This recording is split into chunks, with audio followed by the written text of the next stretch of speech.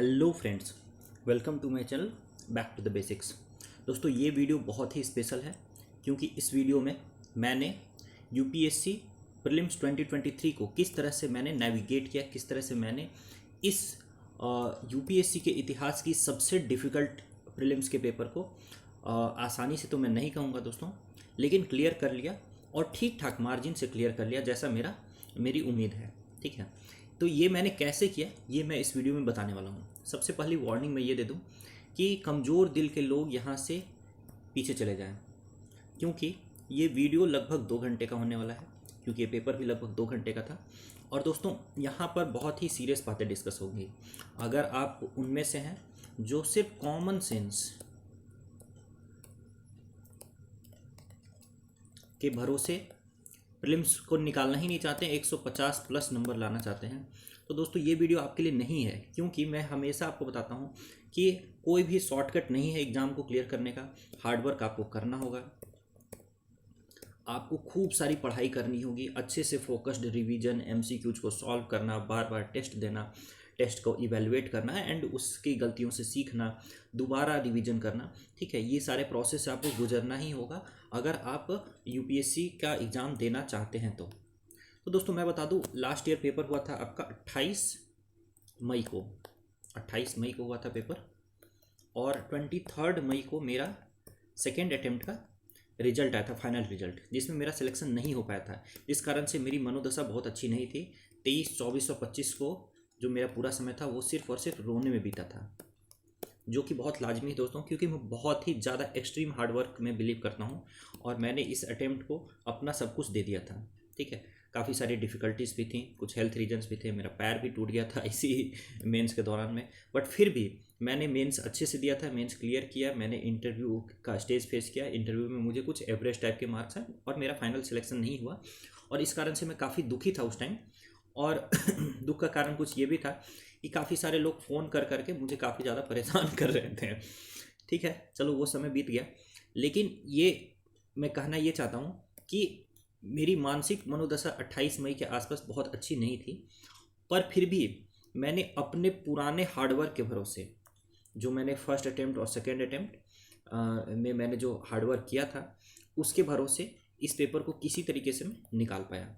तो अगर दोस्तों आप भी हार्डवर्क में बिलीव करते हैं तो यहाँ से आगे आपको बढ़ना है, आप नहीं बिलीव करते हैं तो यहाँ से आपको पीछे बढ़ना है।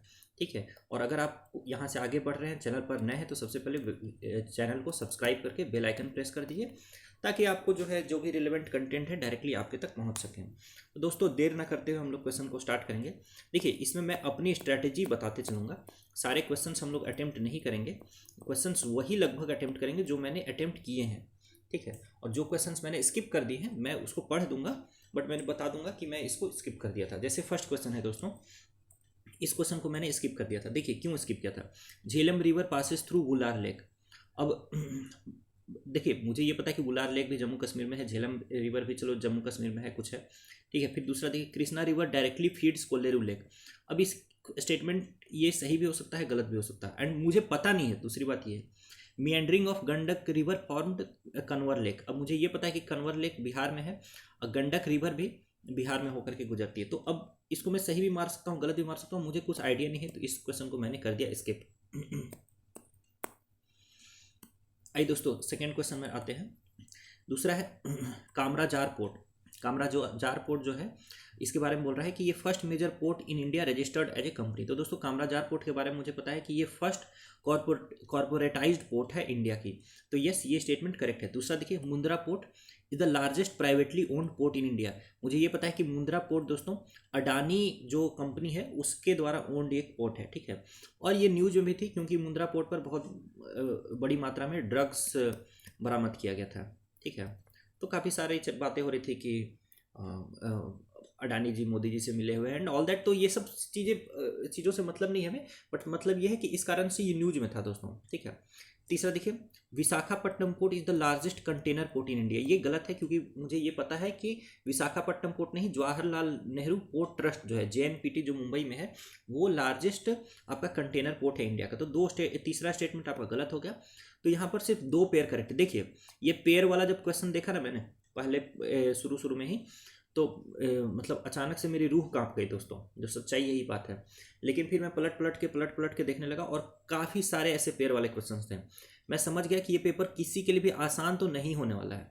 तो अगर मैं सावधानी से लिमिटेड क्वेश्चंस अटेम्प्ट करूं, लेकिन सही क्वेश्चंस अटेम्प्ट करूं जहां मुझे लगभग लगभग भरोसा है, ठीक है, यानी मुझे हाई एक्यूरेसी के साथ कम क्वेश्चंस ही अटेम्प्ट करने हैं, ऐसा मैंने माइंड में मेकअप कर लिया पूरा पेपर एक बार पलटने के बाद में, ठीक है। तो आप में से जो भी लोग ये क्वेश्चन पूछते हैं कि एग्जैक्टली कितने क्वेश्चंस अटेम्प्ट करने चाहिए, it depends on the paper, it depends on the paper. A popular myth है, देखिए मैं किसी भी कोचिंग को क्रिटिसाइज नहीं करना चाहता हूँ और ना ही किसी भी पर्सन को क्रिटिसाइज करना चाहता हूँ, क्योंकि देखिए मार्केट में जो सप्लाई किया जाता है वो किया जाता है डिमांड के बेसिस पर। अब ऐसी डिमांड है कि बिना पढ़े यूपीएससी कैसे निकालें, इसीलिए ऐसा सप्लाई भी किया जाता है कि solve UPSC prelims paper with common sense and get 150 plus marks without study, ठीक है। तो ऐसा सप्लाई तो किया ही जाएगा। आप इसके बाद उस सप्लाई करने वाले को ब्लेम नहीं कर सकते हैं, गलती आपकी है, क्योंकि आप बिना पढ़े यूपीएससी निकालना चाह रहे थे। तो इसमें गलती सप्लाई करने वाले की नहीं, गलती आपकी है। तो खैर ये दोस्तों क्वेश्चन इसका मैंने मार्क कर दिया ओनली 2 पेयर्स, और जो कि ये राइट आंसर है, ठीक है। आप काउंट करते जाइएगा कि मैं टोटल कितने क्वेश्चन अटेम्प्ट किया हूँ, ठीक है। मुझे ध्यान में है कि मैंने 70 से कम 60 से प्लस इतने ही क्वेश्चन अटेम्प्ट किए हैं। क्वेश्चन नंबर 3 देखिए दोस्तों, इसको भी मैंने अटेम्प्ट किया था। Consider the following trees, jackfruit, mahua, teak, ठीक है, और इसमें से कौन सा डेसिडुअस ट्री है। दोस्तों एकदम जो इन्वायरमेंट की बुक है उसमें आपका एवरग्रीन, ड्राई डेसिडुअस, डेसिडुअस, फिर आपका थॉर्नी, इस तरह से क्लासिफिकेशन करके हर एक में ट्रीज के एग्जाम्पल दिए हैं। तो आपको पता होना चाहिए कि जैक फ्रूट जो है वो एवरग्रीन है, तो ये डेसिडुअस नहीं है। बाकी महुआ और टीक जो है ये दोनों डेसिडुअस ट्रीज हैं। तो यहाँ पर कितने करेक्ट हो गए, ओनली 2, ओनली 2, ठीक है। तो ये मैंने मार्क कर दिया ओनली 2। अब आ जाइए जो थर्ड क्वेश्चन है दोस्तों, ये थर्ड नहीं फोर्थ क्वेश्चन है। तो फोर्थ क्वेश्चन है दोस्तों, consider the following statements, India has more arable land than China, ठीक है। अब इसमें मैं डाउटफुल था कि चाइना तो वैसे इंडिया से बड़ी कंट्री है, ठीक है, लैंड एरिया वाइज। तो अब किसके पास ज़्यादा एरिया है जिसमें एग्रीकल्चर होता है, ये मुझे पता नहीं था, ठीक है। फिर दूसरा देखिए, the proportion of irrigated area in is more in India as compare to China, यानी इंडिया में ज़्यादा एरिया इरीगेटेड है देन चाइना। अब अगेन मैं थोड़ा डाउटफुल था इसमें। तीसरा देखिए, average productivity per hectare in Indian agriculture is higher than that in China. तो मुझे ये तो पता था कि तीसरा स्टेटमेंट तो रॉन्ग है, बट मुझे पहले दोनों स्टेटमेंट के बारे में क्लैरिटी से कुछ आइडिया नहीं था, क्लैरिटी से कुछ आइडिया नहीं था। तो मैंने इस क्वेश्चन को कर दिया दोस्तों स्किप, ठीक है। अगर मैं इस क्वेश्चन को स्किप नहीं करता तो मैं क्या मारता, ये पहला स्टेटमेंट रॉन्ग मारता, दूसरा स्टेटमेंट रॉन्ग मारता, तीनों स्टेटमेंट में बेसिकली रॉन्ग मारता, और राइट आंसर में मारता दोस्तों डी, जो कि हो जाता गलत, जो कि हो जाता गलत, ठीक है, ठीक है। इसलिए इस बात को आप ध्यान में रखिए कि अगर आप श्योर नहीं है तो स्किप करना एक बेटर ऑप्शन है। हमेशा गेस वर्क के भरोसे नहीं जाना है, ठीक है। फिर दोस्तों क्वेश्चन नंबर 5 देखिए, which one of the following is the best example of repeated falls in sea level giving rise to present day extensive marshland. दोस्तों इसका आंसर है, राइट आंसर है option number D, Rann of Kutch. और मैंने बिना सोचे option number D Rann of Kutch मारा, क्योंकि मैं इसको पढ़ा हुआ हूँ, ठीक है। कि repeated falls in sea level का एग्जाम्पल जो कि मार्शलैंड को फॉर्म करता है, उसका एग्जाम्पल रन ऑफ कच्छ है। I don't understand the logic, I don't understand anything related to it, but the thing is I know the answer कि repeated falls in sea level giving rise to marshland, इसका example India में Rann of Kutch है, and hence I marked 5th का right answer is option number D. दोस्तों question number 6 पर आते हैं, ilmenite and rutile abundantly available in certain coastal tracts of India are rich sources of which of the following। दोस्तों इसका right answer D है।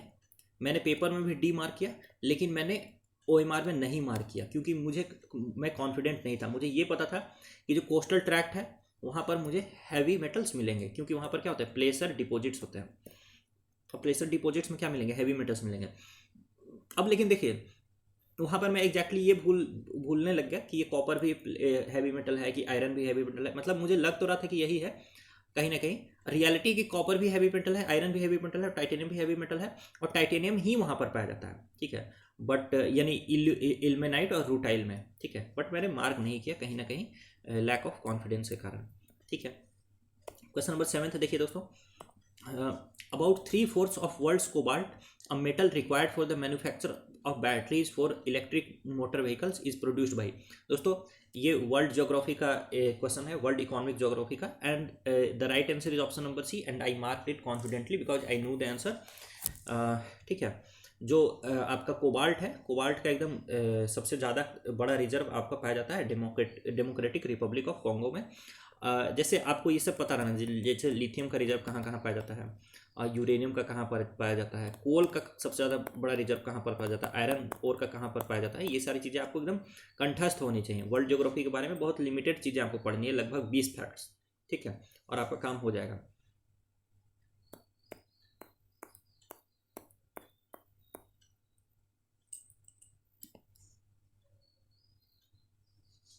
दोस्तों question number 8 देखते हैं। विच one of the following is a part of the Congo basin. दोस्तों मैंने इसको mark नहीं किया, लेकिन मैं आपको एक बात बताऊंगा। आप खोलिए sporkle.com, या अभी लिख लीजिए, अभी खोलने की जरूरत नहीं, sporkle.com, और प्लीज़ यहाँ पर आप जाकर के एक प्रैक्टिस डेवलप करिए, कर लीजिए कि जब भी आप बोर हों तो कंट्री क्विज खेला करिए, कंट्री क्विज खेला करिए। आपका मैप का इतना सटीक आइडिया आपको लग जाएगा कि किस कंट्री के पड़ोस में कौन सी कंट्री, मतलब आपको लगातार बार बार खेलना होगा ये कंट्री क्विज, ठीक है। और ऐसे खेलते खेलते countries of the world quiz, countries of Asia quiz, countries of Africa quiz, ऐसे करके खेलेंगे तो आपको ये आइडिया लग जाएगा कि इसका राइट आंसर बेसिकली कैमरून है, ठीक है। बट मैंने इसको मार्क नहीं किया, सो डोंट वरी।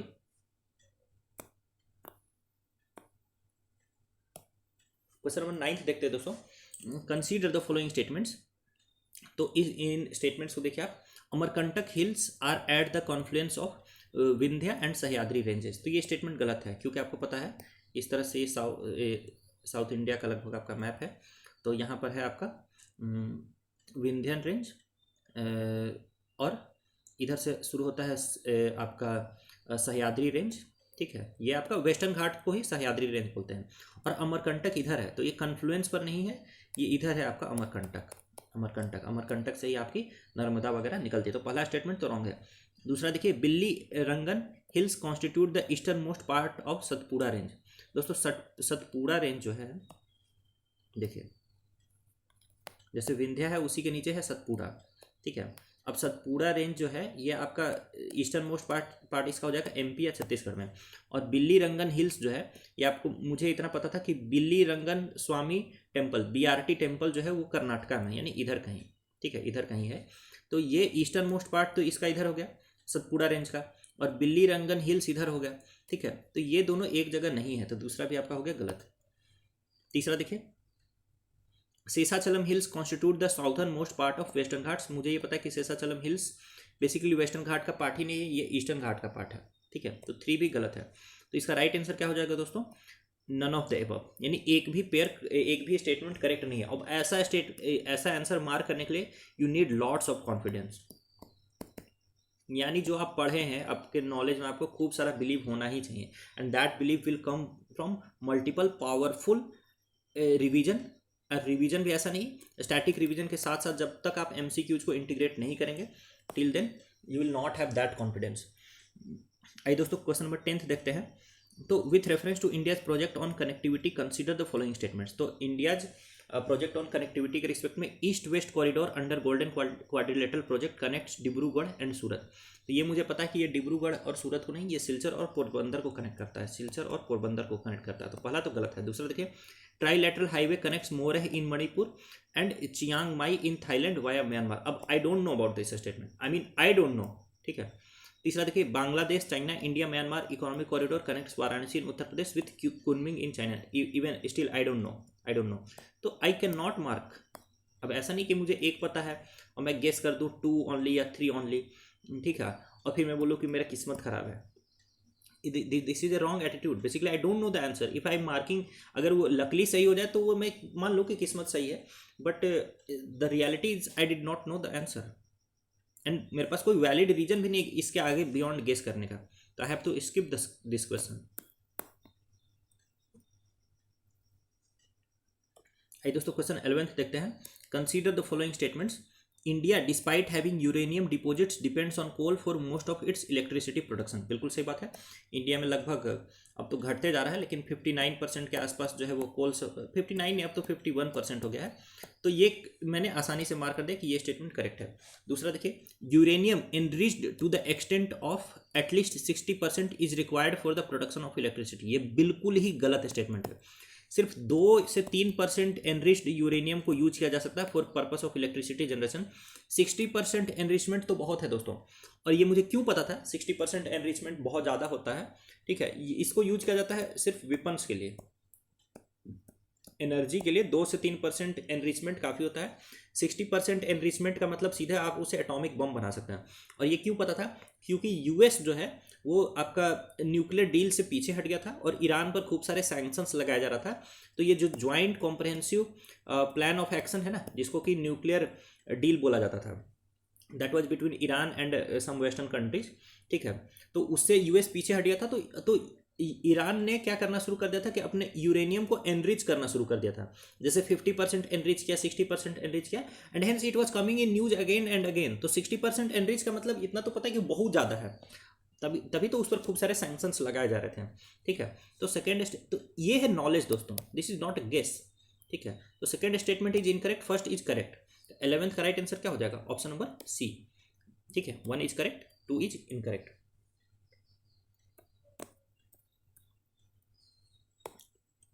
दोस्तों क्वेश्चन नंबर 12 देखते हैं। देखिए, consider the following statements. Marsupials are not naturally found in India. देखिए, मार्सुपियल्स किसको बोलते हैं? मार्सुपियल्स का एग्जाम्पल जान लीजिए, कंगारू। कंगारू यानी कि एक ऐसा जानवर जिसका बच्चा थोड़ा पहले ही पैदा हो जाता है, मतलब प्री मैच्योर बेबी पैदा होता है, और उसको कुछ दिनों तक वो लोग अपने एक बास्केट जैसा पेट में रखते हैं, उसी में उसको वो लोग रखते हैं, पालते हैं। ठीक है, ऐसा कोई जानवर इंडिया में बेसिकली नहीं पाया जाता है। इंडिया में नहीं पाया जाता क्योंकि नहीं देखने के लिए मिलता है हम लोग को। अगर पाया जाता तो पता ही होता। तो ये स्टेटमेंट बिल्कुल आपका करेक्ट है। दूसरा देखिए, marsupials can thrive only in mountain grasslands with no predators. ये तो टोटली वाहियात स्टेटमेंट है दोस्तों।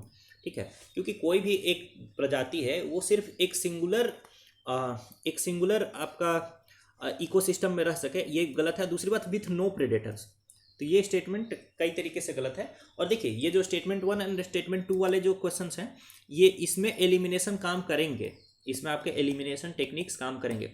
अगर आप इसमें एक भी स्टेटमेंट को एटलीस्ट इनकरेक्ट मार्क कर देते हो, ठीक है, तो आप डायरेक्टली आंसर तक पहुंच जाओगे।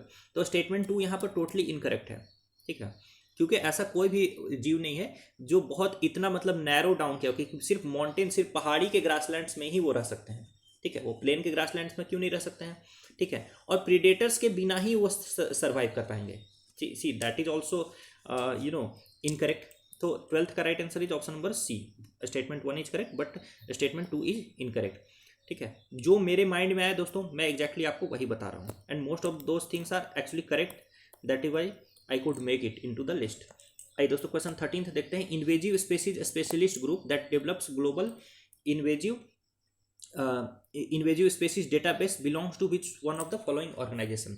तो दोस्तों इसका देखिए, इन्वेजिव स्पेसीज स्पेशलिस्ट ग्रुप क्या करता है? ठीक है, देखिए, कुछ करता हो ना करता हो, invasive species are threat to different biodiversity. ठीक है, अलग अलग फ्लोरा और अलग अलग फौना के लिए ये थ्रेट का काम करता है। ठीक है, और इससे रिगार्डिंग जो ऑर्गेनाइजेशन है वो है IUCN। इससे रिगार्डिंग जो ऑर्गेनाइजेशन है वो है IUCN। ठीक है, and I mark it and fortunately I was correct. आई क्वेश्चन नंबर 14 में चलते हैं दोस्तों। कंसीडर द फॉलोइंग फौना और how many of the above are generally nocturnal. Nocturnal का मतलब क्या है दोस्तों?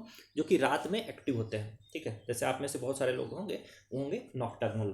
ठीक है, रात में ज़्यादा एक्टिव होते होंगे, तो यही है नॉक्टर्नल। तो अब दोस्तों देखिए, इसमें मैंने सोचा कि लायन टेल्ड मकायू और मैलाबार सीवेट, ये दोनों हैं नॉक्टर्नल। देखिए, मालाबार सीवेट का मतलब है, सीवेट का मतलब होता है कैट। ठीक है, तो कैट तो नॉक्टर्नल होती है, ये हम सभी लोगों को पता है। तो दूसरा तो करेक्ट है। मैंने एक और सोचा कि ये लायन टेल्ड मकायू, पता नहीं, ऐसे तो ये बंदर होता है लायन टेल्ड मकायू। ठीक है, लेकिन ये लायन से मेरे दिमाग में एक ये आया कि ये भी शायद नॉक्टर्नल होता होगा, इसलिए मैंने ओनली 2 मार दिया। द रियलिटी इज कि answer is only 2, but lion tailed macaque nocturnal नहीं है, सांभर डियर नॉक्टर्नल है। तो 2 and 3 करके ओनली 2 मेरा राइट आंसर है, but my logic is incorrect, my logic is incorrect. दोस्तों क्वेश्चन नंबर 15 देखते हैं। Which of the following organisms perform waggle dance for others of their kin to indicate the direction and the distance to a source of their food. Now here comes कि हमारा जो भी कर्म होता है दोस्तों ना, whatever work we do that never dies, कोई भी आपका एक्शन है that always gives you fruit, when it will give you fruit you never know. दोस्तों मैं अपने कॉलेज का ड्रॉप आउट हूँ। I could not complete my graduation from Indian institute of science education and research Mohali, but वहाँ पर जो director sir की जो वाइफ थी सुगुना सत्यमूर्ति,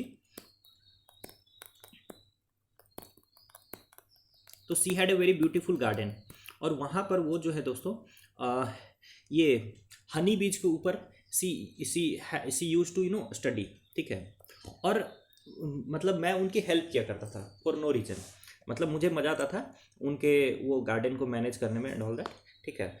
एंड वहाँ पर वो मुझे ये बताते थे कि ये वैगल डांस करते हैं, अगर उनको कोई नया नेस्ट बनाना रहता है तो अलग टाइप का वैगल डांस करते हैं, फूड का सोर्स बताने के लिए। जैसे एक हनी बी होती है उसको क्वीन बी बोलते हैं, और बाकी जो होते हैं वो होते हैं वर्कर्स।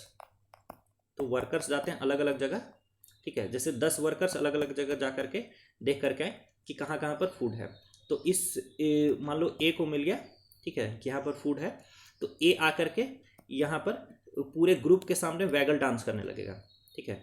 अब अगर बी को भी फूड मिला है तो बी को भी वैगल डांस करना होगा। अगर बी को लगता है कि मेरे वाले एरिया में सबको जा करके फूड खोजना चाहिए, तो बी को जो है ना ए से ज़्यादा विगरसली वैगल डांस करना होगा, ठीक है, झूम झूम करके, मतलब ए से ज़्यादा पावरफुल डांस करना होगा, ताकि पूरा ग्रुप फिर उठ करके बी के पास बी वाले एरिया को खोजने के लिए जाए। तो इस टाइप का कुछ कॉन्सेप्ट होता है दोस्तों। तो ये है वैगल डांस, और ये डॉक्टर सुगुना सत्यमूर्ति इन्होंने मुझे ऐसे बहुत पहले ही बताया था, कहीं मैंने इसको पढ़ा सुना कुछ नहीं है, बस वो मैम बताई थी, इसलिए that is why I marked it correctly and yes this is the right answer. फिर देखिए दोस्तों क्वेश्चन नंबर 16 चलते हैं। ये सब कुछ क्वेश्चन है जहां पर आपके वो पुराने लॉजिक काम करेंगे, अभी भी पुराने लॉजिक मरे नहीं है। जैसे consider the following statements, some mushrooms have medicinal properties, yes some mushrooms can have medicinal properties, ठीक है। Some mushrooms have psychoactive properties, देखिए एक मैजिक मशरूम होता है उसको खा करके लोग पागल हो जाते हैं, यानी साइको एक्टिव प्रॉपर्टीज उसमें होती है, यस।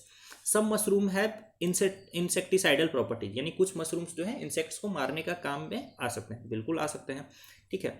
सम मशरूम्स है बायोल्यूमिनेसेंट प्रॉपर्टीज, ठीक है। ये जो सम है ना दोस्तों, ठीक है, तो इसके करेक्ट होने के बहुत चांसेस, क्योंकि अगर एक भी मशरूम है जिसके पास बायोल्यूमिनेसेंट प्रॉपर्टीज है then this statement will be correct. And दुनिया में बहुत सारे टाइप के मशरूम्स हैं, आप सोचिए। तो 16th का right answer is option number D, 16th का right answer is option number D and I also mark it, बहुत ईजी तरीके से मैंने मार्क किया, ठीक है। क्वेश्चन नंबर 17 देखिए दोस्तों, consider the following statements regarding the Indian squirrels. तो देखिए दोस्तों इस क्वेश्चन का स्टेटमेंट पढ़िए। They build nests by making bureaus in the ground, यानी ग्राउंड में होल बना करके वो लोग ये करते हैं, ग्राउंड में ब्यूरोज बना करके वो लोग अपना रहते हैं, ठीक है। फिर दूसरा देखिए, they store their food materials like nuts and seeds in the ground, ठीक है। फिर देखिए दे आर ओमनीवोरस, यानी वो लोग शाकाहारी मांसाहारी दोनों चीज़ें खा सकते हैं, ठीक है। तो अब देखिए इसमें मैंने मारा है ऑप्शन नंबर सी, ठीक है, बट ये गलत है, right answer is option number A, 1 only, ठीक है। तो जैसे मैं दोस्तों गिलहरी को ऑब्जर्व किया था बचपन से, तो लोग ज़मीन के मतलब पेड़ के नीचे भी जा कर के रहते थे, ठीक है। तो मुझे लगा कि हाँ ठीक है पेड़ के नीचे हैं वो लोग रहते होंगे, पेड़ के ऊपर भी रहते थे और पेड़ के नीचे भी रहते थे, तो मुझे लगता है पेड़ के ऊपर कुछ कुछ करने जाते होंगे और फिर नीचे जा कर के वो लोग रहते होंगे, ठीक है। और फिर वहीं पर फूड वगैरह अपना ये स्टोर करते होंगे, ठीक है। तो ये सारी चीज़ें मैं सोच करके तीनों स्टेटमेंट को मैं करेक्ट मान करके मार्क कर दिया all 3, but the reality is कि इसका ओनली 1 राइट आंसर है, जो भी कोचिंग का मैंने सोर्स देखा था उसके अकॉर्डिंग। तो ठीक है चलो ये क्वेश्चन गलत हो गया मेरा। आइए दोस्तों क्वेश्चन 18 देखते हैं। Some microorganisms can grow in environments with temperature above the boiling point of water. तो दोस्तों कई टाइप के माइक्रो ऑर्गेनिजम्स होते हैं, जैसे एक होता है थर्मोफाइल। तो थर्मोफाइल को हाई टेम्परेचर ही पसंद है, ठीक है, आपने सुना होगा कि बहुत सारे जो बैक्टीरिया हैं वो वोल्केनो में भी सर्वाइव कर जाते हैं, यानी कि वो बहुत ज़्यादा हाई टेम्परेचर बियर कर सकते हैं। तो स्टेटमेंट 1 करेक्ट है। और ऐसे भी सम माइक्रो ऑर्गेनिजम्स है, तो वो वाला कॉन्सेप्ट भी लगाइए।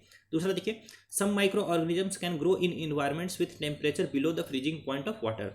तो हाँ बिल्कुल, कुछ बैक्टीरिया वगैरह ऐसे भी हो सकते हैं जो कि 0 डिग्री से कम पर भी सर्वाइव कर जाए। ठीक है, फिर देखिए, some microorganisms can grow in highly acidic environment with a pH below 3। तो बिल्कुल कुछ जो माइक्रो ऑर्गेनिजम्स होते हैं जैसे दोस्तों, जैसे ये थर्मोफाइल है ना, जिनको जो हीट लविंग माइक्रो ऑर्गेनिजम्स है, उसी तरह से एसिडोफाइल भी होता है। एसिडोफाइल जो एसिड लविंग बैक्टीरिया वगैरह होते हैं उनको एसिडोफाइल बोलते हैं। ठीक है, तो हर टाइप के इस टाइप के माइक्रो ऑर्गेनिजम्स होते हैं दोस्तों।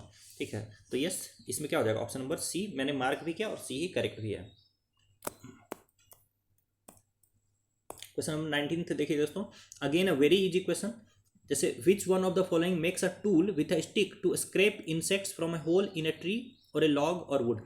यानी देखिए लगभग इंसानों की तरह, यानी टूल्स बना करके पेड़ के अंदर वगैरह से आपको क्या करना है, कीड़े निकालने का काम करना है और उसको फिर खाना है। ठीक है, तो ये काम कौन करता है दोस्तों, ओरेंगुटैन करता है। ओरेंगुटैन करता है, तो right answer is option number B, orangutan, and I marked it also. ठीक है, आइए दोस्तों क्वेश्चन नंबर डी 20 देखते हैं। Consider the following.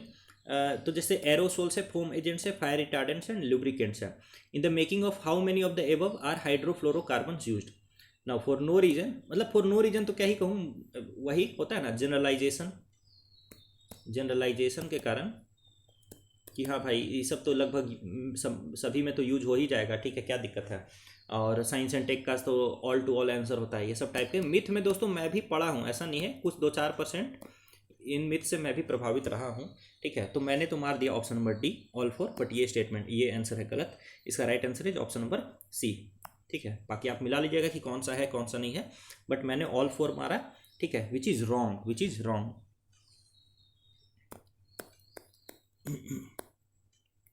आइए दोस्तों क्वेश्चन नंबर 21 देखते हैं।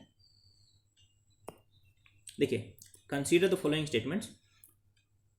Interest income from the deposits in infrastructure investment trusts distributed to their investors is exempted from tax but the dividend is taxable. ये बहुत ही इकोनॉमिकली जो है ये इम्प्रूडेंट टाइप का स्टेटमेंट है। आप सोचिए कि एक ऐसा कोई डिवाइस है, ठीक है, जिसके ऊपर जो इंटरेस्ट है उसको टैक्स नहीं किया जा रहा, पर डिविडेंड को टैक्स किया जा रहा है। ठीक है, ऐसा नहीं हो सकता है। इस स्टेटमेंट को मैंने इनकरेक्ट कर दिया। एक स्टेटमेंट को इनकरेक्ट करते के साथ ही आप राइट आंसर तक पहुंच जाओगे।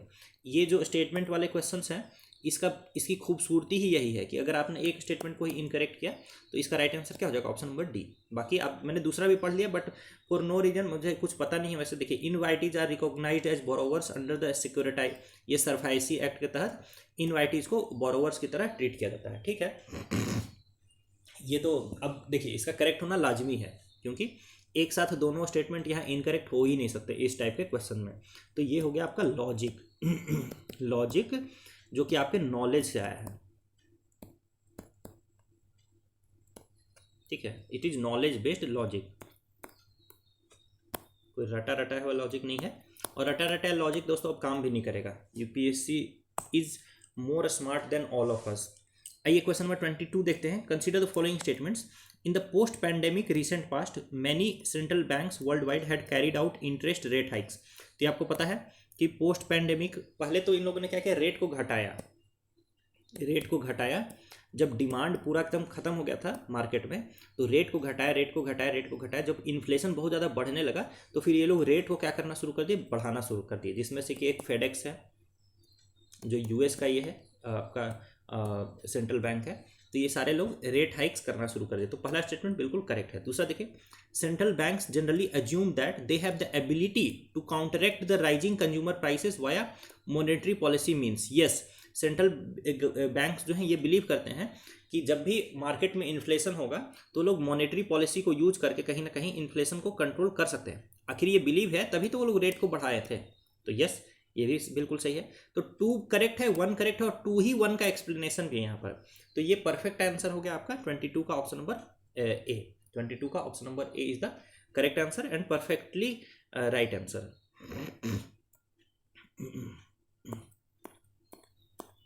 देखिए मैं थोड़ा सा तेजी भागूंगा क्योंकि 2 घंटे के अंदर ही हम लोगों को पूरा कवर करना है। आई क्वेश्चन नंबर 23 देखते हैं दोस्तों। Consider the following statements. यहाँ पे भी स्टेटमेंट वाले क्वेश्चन हैं, ठीक है। तो इसको देखिए कि carbon markets are likely to be one of the most widespread tools in the fight against climate change. बिल्कुल।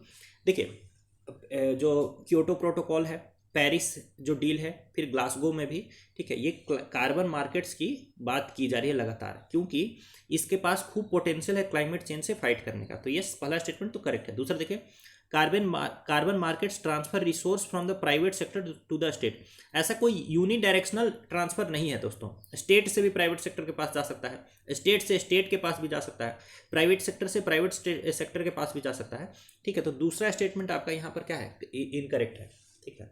दूसरा स्टेटमेंट यहाँ पर इनकरेक्ट है। तो राइट आंसर क्या हो जाएगा, 23 का ऑप्शन नंबर सी। तो ये सारी चीजें आपको थोड़ी पता होनी चाहिए। Question number 24 again one of the very easy question. Which one of the following activities of the RBI is considered to be part of sterilisation. Sterilisation में दोस्तों क्या करती है आरबीआई, मार्केट से लिक्विडिटी को सक आउट कर लेती है, ठीक है। तो सक आउट करने के लिए वो क्या करती है, गवर्नमेंट सिक्योरिटीज बेचती है मार्केट में। गवर्नमेंट सिक्योरिटीज लोग खरीदते हैं क्योंकि भाई गवर्नमेंट सिक्योरिटीज एकदम ट्रस्ट वर्दी इन्वेस्टमेंट है, ठीक है। तो गवर्नमेंट सिक्योरिटीज वो लोग खरीदते हैं और पैसा आ जाता है आरबीआई के पास, और आरबीआई उस पैसे को कर देती है लॉक, ठीक है। इसी को बोलते हैं स्टेरिलाइजेशन, और ये करती है ओपन मार्केट ऑपरेशंस के थ्रू, ओपन मार्केट ऑपरेशंस के थ्रू। तो 24 का राइट आंसर क्या हो गया, ऑप्शन नंबर ए। फिर देखिए दोस्तों 25 again a very easy question. Consider the following markets, government bond market, call money market, treasury bill market, stock market. अब देखिए आप ऑप्शन पे जाइएगा तो नहीं होगा, स्टेटमेंट की मेरिट पर जाइए। How many of the above are included in capital markets. इनमें से कितने हैं जो कि कैपिटल मार्केट में इंक्लूडेड है। तो बॉन्ड मार्केट तो ऑब्वियसली कैपिटल मार्केट का पार्ट है। कॉल मनी मार्केट जो है वो इसके नाम में ही मनी लिखा हुआ है दोस्तों। फिर ट्रेजरी बिल मार्केट, ये भी मनी मार्केट का पार्ट है, ठीक है। तो 2 और 3 को हटा दीजिए। स्टॉक मार्केट ये कैपिटल मार्केट का पार्ट है। तो 1 और 4, तो ये क्या हो गया, ऑप्शन नंबर बी 2 ओनली हो गया इसका करेक्ट आंसर। मेरी बात आप समझ रहे हैं। आप ऑप्शंस को देखेंगे और पेयर ये तो एलिमिनेशन तो काम ही नहीं करेगा, तब तो आप जाएंगे घबरा जाएंगे, ठीक है। लेकिन आप स्टेटमेंट की मेरिट को पहले देखिए कि इसमें इस क्वेश्चन के अनुसार स्टेटमेंट की मेरिट पे क्या क्या सुटेबल है। Government bond market, yes this is a capital market. Call money market not a capital market tool. Treasury bill market ये भी मनी मार्केट का टूल है। फिर स्टॉक मार्केट ये कैपिटल मार्केट का टूल है, क्योंकि कंपनी जो स्टॉक मार्केट के थ्रू ही क्या करती है, कैपिटल उठाती है। तो ये क्या हो गया आपका 25 का राइट आंसर हो गया ऑप्शन नंबर बी ओनली 2।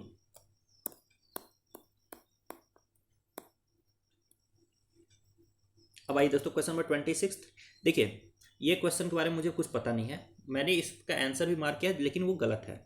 जैसे which one of the following best describes the concept of a small farmer large field. अब स्मॉल फार्मर लार्ज फील्ड ये कोई कॉन्सेप्ट है, ठीक है। तो अब यहाँ पर मुझे करना है गेस, ठीक है। तो स्मार्ट गेस गलत भी हो सकता है, सही भी हो सकता है, डिपेंडिंग अपॉन आप कितने स्मार्ट हैं, ठीक है। तो अनफॉर्चुनेटली मैं यहाँ पर इस क्वेश्चन में स्मार्ट नहीं था। देखिए स्मॉल फार्मर लार्ज फील्ड में मैंने मारा ऑप्शन नंबर डी, ठीक है। यानी कि एक company extends loans, technical knowledge and material inputs to a number of small farmers in an area so that they produce the agricultural commodity required by the company for its manufacturing process and commercial production। तो मतलब मैंने ऐसा कुछ सोचा कि बहुत सारे small farmers और कंपनी का कुछ एग्रीमेंट जैसा होता है, और कंपनी उनको मटेरियल इनपुट्स वगैरह प्रोवाइड करेगी, ठीक है, जिससे कि स्मॉल फार्मर्स बहुत ज़्यादा प्रोडक्शन वगैरह कर पाएंगे, ठीक है। बट ये सोचने में कुछ भी लगे अच्छा लगे, बट ये गलत स्टेटमेंट है। राइट आंसर इसका ऑप्शन नंबर बी है कि many marginal farmers in an area organise themselves into groups and synchronise and harmonise selected agricultural operations. तो इसका बी है राइट आंसर। और कहीं ना कहीं अब मैं हिंड साइड में सोचूं, पीछे जाकर के सोचूं, तो बी इसका ज़्यादा लॉजिकल भी है, क्योंकि जो फार्मर्स प्रोड्यूसर्स ऑर्गेनाइजेशंस की बात भी चल रही थी पिछले साल खूब, ठीक है। और ये कहीं ना कहीं ये फार्मर्स प्रोड्यूसर्स ऑर्गेनाइजेशन के ही कॉन्सेप्ट को यहाँ पर एक्सप्लेन किया जा रहा है, ठीक है। तो स्मॉल फार्मर्स लार्ज फील्ड ये हो गया आपका ऑप्शन नंबर बी, ठीक है। आप ऐड जोड़ते जाइएगा दोस्तों कि मैंने कितना मार्क किया है अभी तक, ठीक है। क्वेश्चन नंबर 27 देखते हैं दोस्तों। देखिए the government of India provides minimum support price for niger seeds, ठीक है। फिर देखिए niger is cultivated as a kharif crop, तो पहला स्टेटमेंट बिल्कुल करेक्ट है। जो एमएसपी की जो 22 क्रॉप्स की जो लिस्ट है, 22 क्रॉप्स की जो लिस्ट है वो आपको रटी हुई होनी चाहिए, प्लस उसमें खरीफ क्रॉप्स कितने हैं, रबी क्रॉप्स कितने हैं, कॉमर्शियल क्रॉप्स कितने हैं, ये भी आपको पूरा रटा हुआ होना चाहिए। मतलब ये सारी चीज़ें तो आपसे एक्सपेक्टेड है, ठीक है। तो पहला स्टेटमेंट करेक्ट है। दूसरा देखिए niger is cultivated as a kharif crop, ये भी स्टेटमेंट बिल्कुल करेक्ट है, ठीक है। तीसरा देखिए some tribal people in India use niger seeds oil for cooking, ठीक है, ये करेक्ट हो सकता है, इसलिए ये भी करेक्ट है, ठीक है। अब देखिए पहला मुझे पता है कि ये करेक्ट है, दूसरा मुझे पता है कि ये करेक्ट है, और तीसरा अब देखिए वो तो ऑयल सीड है ही, तो ऑयल की तरफ उसको ट्राइबल्स यूज कर ही सकते हैं, ठीक है। तो उसमें कोई बहुत बड़ा इसमें लॉजिक नहीं है, ठीक है, सिंपल लॉजिक के आधार पर इसे मार्क किया हुआ है। तो 27 का right answer is option number C, और मैंने भी सी ही मार्क किया है, ठीक है। लेकिन इसके लिए दोस्तों आपको पता होना चाहिए कि एमएसपी किन किन क्रॉप्स पर प्रोवाइड किया जाता है, और उसमें से हर पर्टिकुलर क्रॉप के बारे में आपको खरीफ और राबी का जो क्लासिफिकेशन है ये आपको एकदम पता होना चाहिए, याद होना चाहिए।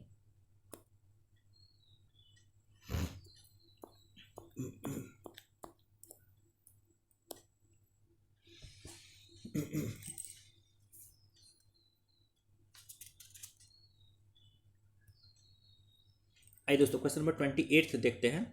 Consider the investments in following assets. तो यहाँ पे बहुत सारे एसेट्स हैं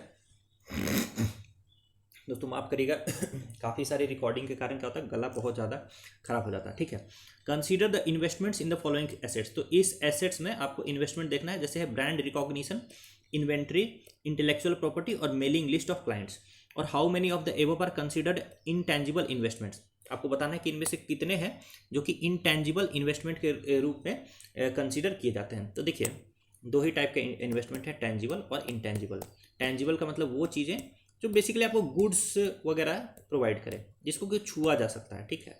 इनटेंजिबल का मतलब वो चीज़ें जो आपका एक तरीके से एसेट तो है बट आप उसको छू नहीं सकते हैं, ठीक है, एक फिजिकल एसेट नहीं है, ऐसे समझ रहे बात को। तो जैसे ब्रांड रिकॉग्निशन जो है, आपका ब्रांड का जो वैल्यू है ये आपका एक इनटेंजिबल इन्वेस्टमेंट है, इनटेंजिबल इन्वेस्टमेंट है। इन्वेंट्री यानी आपके पास गोडाउन में कितना सामान पड़ा है, ये इनटेंजिबल नहीं, ये टेंजिबल है, ये टेंजिबल है। फिर देखिए इंटेलेक्चुअल प्रॉपर्टी, ये फिर से आपका क्या इनटेंजिबल है। फिर मेलिंग लिस्ट ऑफ क्लाइंट्स, ये भी क्या आपका इंटेंजिबल रिसोर्स है। तो 1, 3, 4 आपका इंटेंजिबल है, और राइट आंसर क्या हो जाएगा, ओनली 3 इसका राइट आंसर हो जाएगा। तो 28 का सी इज द राइट आंसर, ठीक है।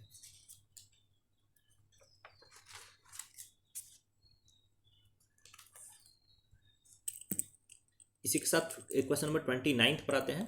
तो 29 क्वेश्चन दोस्तों है कंसिडर द फॉलोइंग, जिसमें है demographic performance, forest and ecology, governance reform, stable government, tax and physical efforts. तो ये बहुत सारे पैरामीटर्स दिए हुए हैं। अब देखिए for the horizontal tax devolution, horizontal tax devolution का मतलब स्टेट से स्टेट के बीच में, the 15th finance commission used how many of the above age criteria other than the population, area and income distance.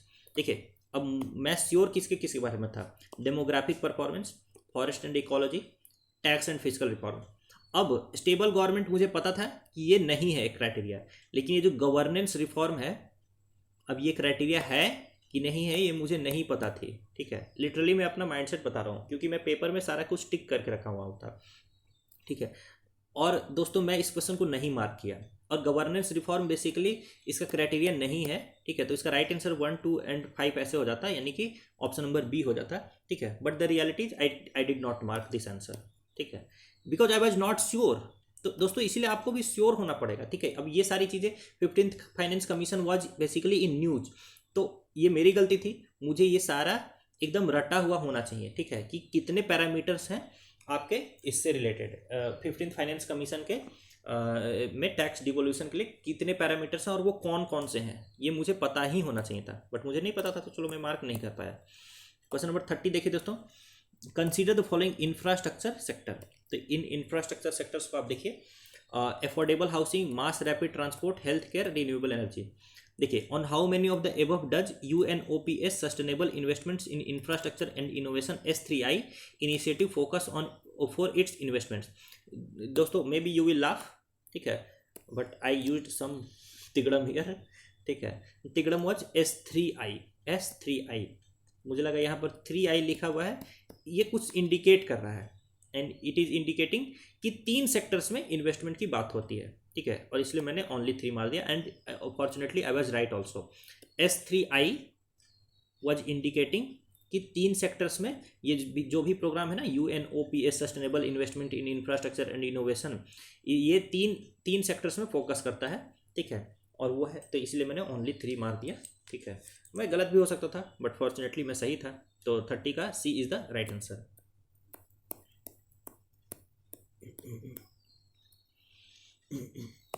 आइए दोस्तों क्वेश्चन नंबर 31 देखते हैं। In essence what does due process of law mean? Due process of law का मतलब क्या है? Law को अच्छे से फॉलो कराना, ठीक है। तो ये सिंपल क्वेश्चन है, इसका राइट आंसर क्या है? Option number C, fair application of law, और मैंने सी ही इसका मार्क भी किया बिना 1 सेकेंड भी सोचे हुए।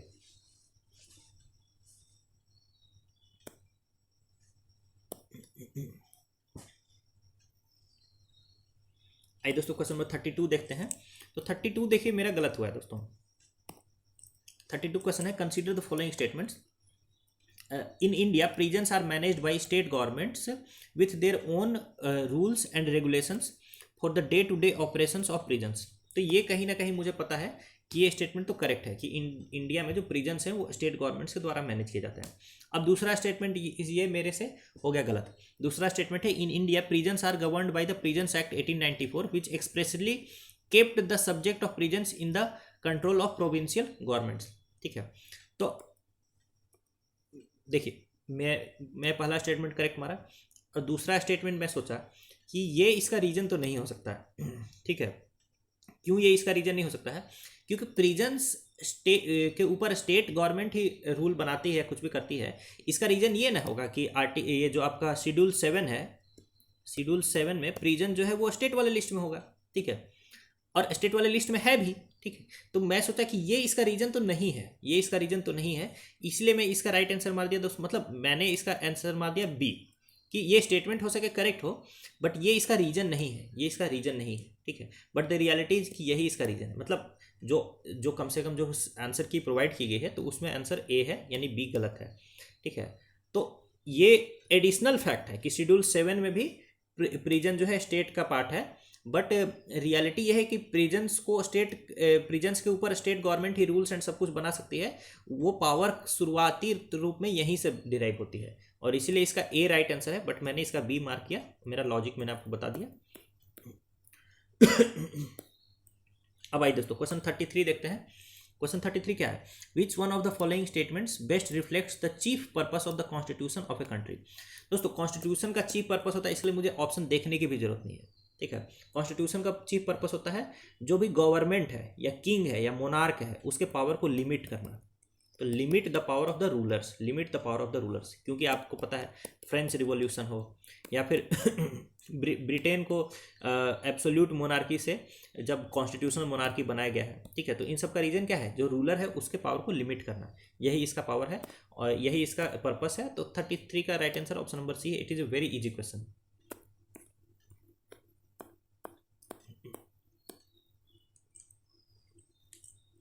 आइए दोस्तों क्वेश्चन नंबर 34 देखते हैं। In India which one of the following constitutional amendment was widely believed to be enacted to overcome the judicial interpretations of the fundamental rights? अब इसका right answer option number A है, but मैंने B mark किया है, जो कि गलत है, ठीक है। सिंपल क्वेश्चन सिंपल है, लेकिन उस माइंडसेट में मैंने पता नहीं क्यों B मार्क कर दिया, ठीक है।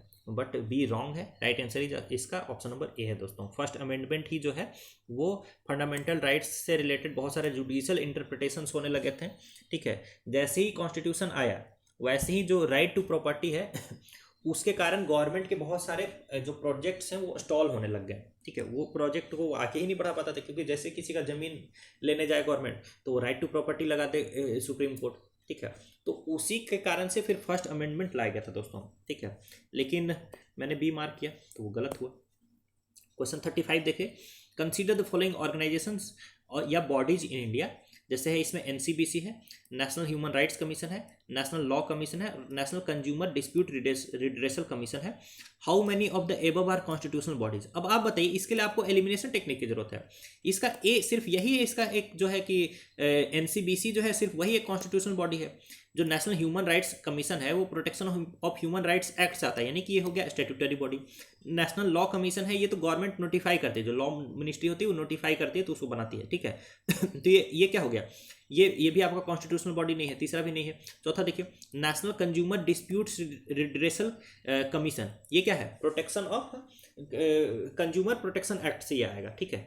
तो ये भी स्टैट्यूटरी बॉडी हो गया, ना कि कॉन्स्टिट्यूशनल बॉडी। तो फोर्थ भी नहीं है। तो 35th का राइट आंसर क्या हो जाएगा, ऑप्शन नंबर ए, वन ओनली, ठीक है। तो ऑप्शन से घबराना नहीं है, कई बार ऑप्शंस दिया गया है सिर्फ आपको टेस्ट करने के लिए कि आप के पास पेशेंस है कि नहीं है, कम से कम आप स्टेटमेंट्स की मेरिट को भी देख रहे हैं कि नहीं देख रहे हैं। आइए दोस्तों क्वेश्चन नंबर 36 देखते हैं। Consider the following statements, in statements को देखिए। If the election of the President of India is declared void by the Supreme Court of India, all acts done by him, her in the performance of duties of his, her office of President before the date of decision becomes invalid। ऐसा कुछ भी नहीं है, president कोई मामूली post नहीं है दोस्तों कि प्रेसिडेंट के इलेक्शन को अगर वॉइड भी डिक्लेयर कर दिया जाता है, ठीक है, तो उसके द्वारा लिए गए सारे डिसीजंस को जो है इनवैलिड कर दिया जाएगा। दूसरी बात क्या है, प्रेसिडेंट अपने मन से कोई डिसीजन नहीं लेता है, प्रेसिडेंट जो है रूलिंग जो गवर्नमेंट है उसके लिए गए बिल्स वगैरह को ही क्या करता है, वो एग्री करता है। अगर वो प्रेसिडेंट के डिसीजन को इनवैलिड भी कर दिया जाएगा तो न्यू प्रेसिडेंट से भी क्या है, रूलिंग पार्टी तो अपना बात मनवा ही लेगी, ठीक है। तो इसको इनवैलिड करने का कोई रीजन नहीं है, तो पहला स्टेटमेंट इनकरेक्ट है। दूसरा देखिए, election for the post of president of India can be postponed on the ground that some legislative assemblies have been dissolved and elections are yet to take place. ऐसा कुछ भी नहीं होता है, ठीक है। इलेक्टोरल कॉलेज में अगर कुछ खालीपन है, एम्प्टीनेस है, तो उसके कारण इलेक्शन जो है आपकी दोस्तों पोस्टपोन नहीं होती है, ठीक है। तो दूसरा भी गलत है। तीसरा देखिए, when a bill is presented to the president of India the constitution prescribes time limits within which he she has to declare his her assent. ऐसा भी कुछ नहीं, ये तो आप बात आपका कॉमन नॉलेज की बात है कि टाइम लिमिट वाला कॉन्सेप्ट ही नहीं है इंडिया में, इसीलिए तो पॉकेट वीटो आता है। पॉकेट वीटो कोई वीटो नहीं है, ठीक है। But the thing is time mention ही नहीं कि कितने दिन में प्रेसिडेंट को ये देना है, एसेंट देना है, तो वो रखे हुए एसेंट दे ही नहीं रहे, ठीक है। आप उन पर प्रेशर भी नहीं बना सकते हैं, ठीक है। तो 36 का राइट आंसर क्या हो जाएगा, option number D, none. And मैंने भी डी मार्क किया, बहुत इजीली मार्क किया। क्वेश्चन नंबर 37 देखते हैं दोस्तों। With reference to finance bill and money bill in the Indian parliament consider the following statements. तो पार्लियामेंट में मनी बिल और फाइनेंस बिल से रिलेटेड जो है स्टेटमेंट्स यहाँ पर दिए हुए हैं। पहला स्टेटमेंट है, when the Lok Sabha transmits finance bill to the Rajya Sabha it can amend or reject the bill, ठीक है। अब दोस्तों जानते हैं ये क्वेश्चन बहुत ईजी है, बट मैं इसको मार्क नहीं कर पाया क्योंकि मेरा थोड़ा रिवीजन नहीं किया हुआ था। फाइनेंस बिल और मनी बिल से रिलेटेड बहुत सारे डिफरेंसेस मुझे एकदम अच्छे से उस टाइम कॉन्फिडेंट में नहीं था, ठीक है, तो ये मैं मार्क नहीं कर पाया। फिर देखिए, when the Lok Sabha transmits money bill to Rajya Sabha it can amend or reject the bill, it can not amend or reject the bill, it can only make recommendations. तो दूसरा तो करेक्ट है। तीसरा स्टेटमेंट मुझे लेड हुआ actually, in the case of disagreement between Lok Sabha and Rajya Sabha there is no joint sitting for money bill. तो ये तो मुझे पता है, but a joint sitting becomes necessary for finance bill. अब यहाँ मुझे थोड़ा लग रहा था कि फाइनेंस बिल के लिए ज्वाइंट सिटिंग हो सकती है कि नहीं हो सकती है, ठीक है। तो इस टाइप के कन्फ्यूजन के कारण दोस्तों मैं इसको मार्क नहीं कर पाया।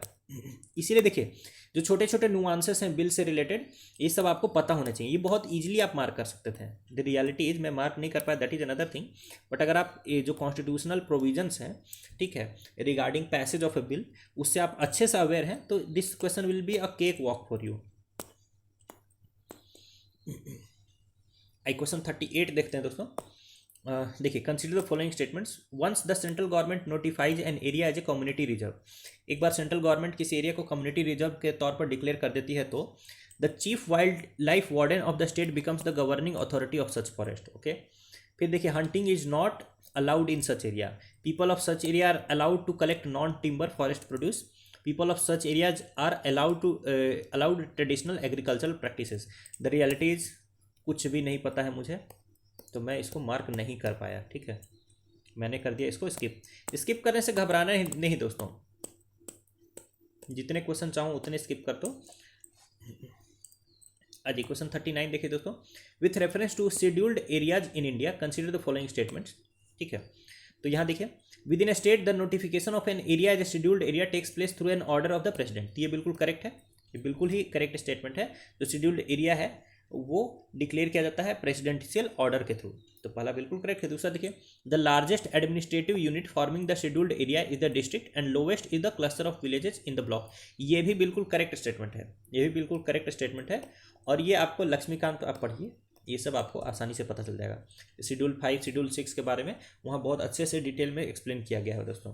तीसरा देखिए, the chief minister of the concern states are required to submit annual reports to union home ministry on the administration of scheduled areas. ये गलत है दोस्तों, क्योंकि आपको पता है कि जो भी शेड्यूल्ड एरिया जिस स्टेट में भी फॉल करता है, उस स्टेट के गवर्नर जो है वो प्रेसिडेंट को रिपोर्ट देते हैं। ये चीफ मिनिस्टर का कोई रोल ही नहीं है यहाँ पर, ठीक है। और होम मिनिस्ट्री का भी कोई रोल नहीं है, गवर्नर रिपोर्ट देंगे प्रेसिडेंट को। तो तीसरा स्टेटमेंट रॉन्ग है। 39 का right answer option number B है, और मैंने भी बी मार्क किया। तो और ये करेक्ट आंसर है।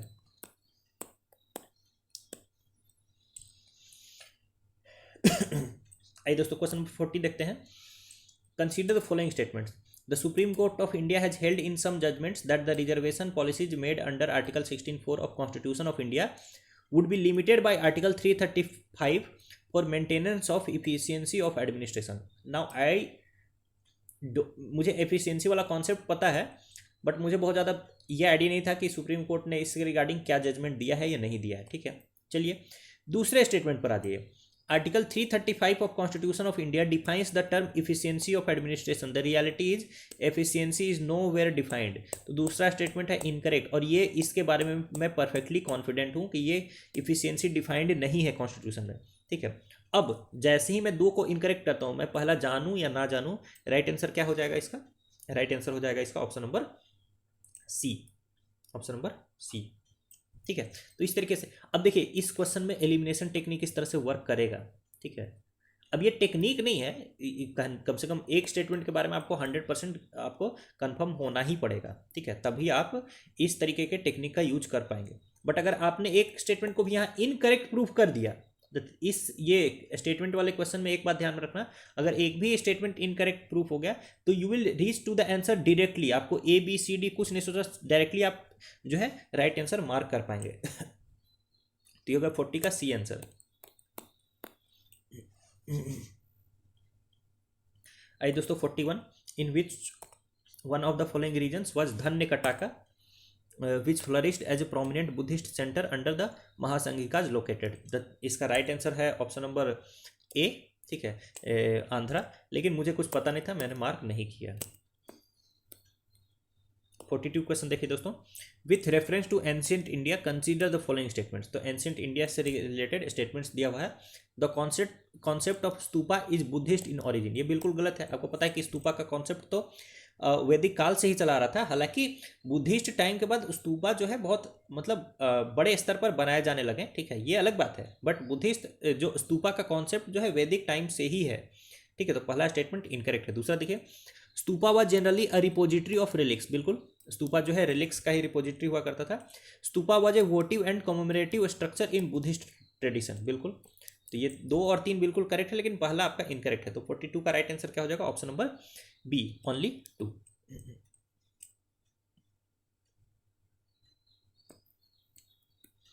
आइए दोस्तों क्वेश्चन नंबर 43 देखते हैं।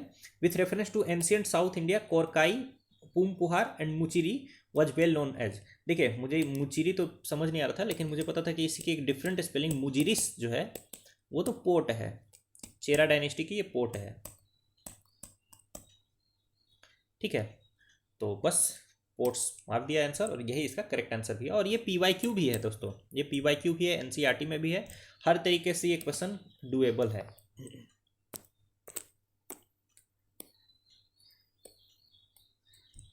अब देखिए 44 क्वेश्चन 44 क्वेश्चन है। Which one of the following explains the practice of vatakkirutal as mentioned in Sangam poems. देखिए दोस्तों, रियलिटी इज, मैंने सोचा कि इसका कुछ भी हो सकता है बट डी तो नहीं हो सकता है, कुछ भी हो सकता है इसका आंसर बट डी नहीं हो सकता। बट रियलिटी इज कि इसका right answer option number D ही है। ऑप्शन नंबर डी क्या है? A king defeated in a battle committing ritual suicide व स्टार्विंग हिमसेल्फ टू डेथ। यानी कि एक राजा जो कि किसी युद्ध में हार जाता है तो वो वट्टाकी रूतल के अंतर्गत क्या करता था? भूखे प्यासे अपने आप को मार देता था, ठीक है, भूखे प्यासे अपने आप को मार देता था। पता नहीं अंदर से मेरे एक ऐसा ख्याल आया कि यूपीएससी इस टाइप का ऑप्शंस क्यों देगा, ये मतलब इतना negative type option.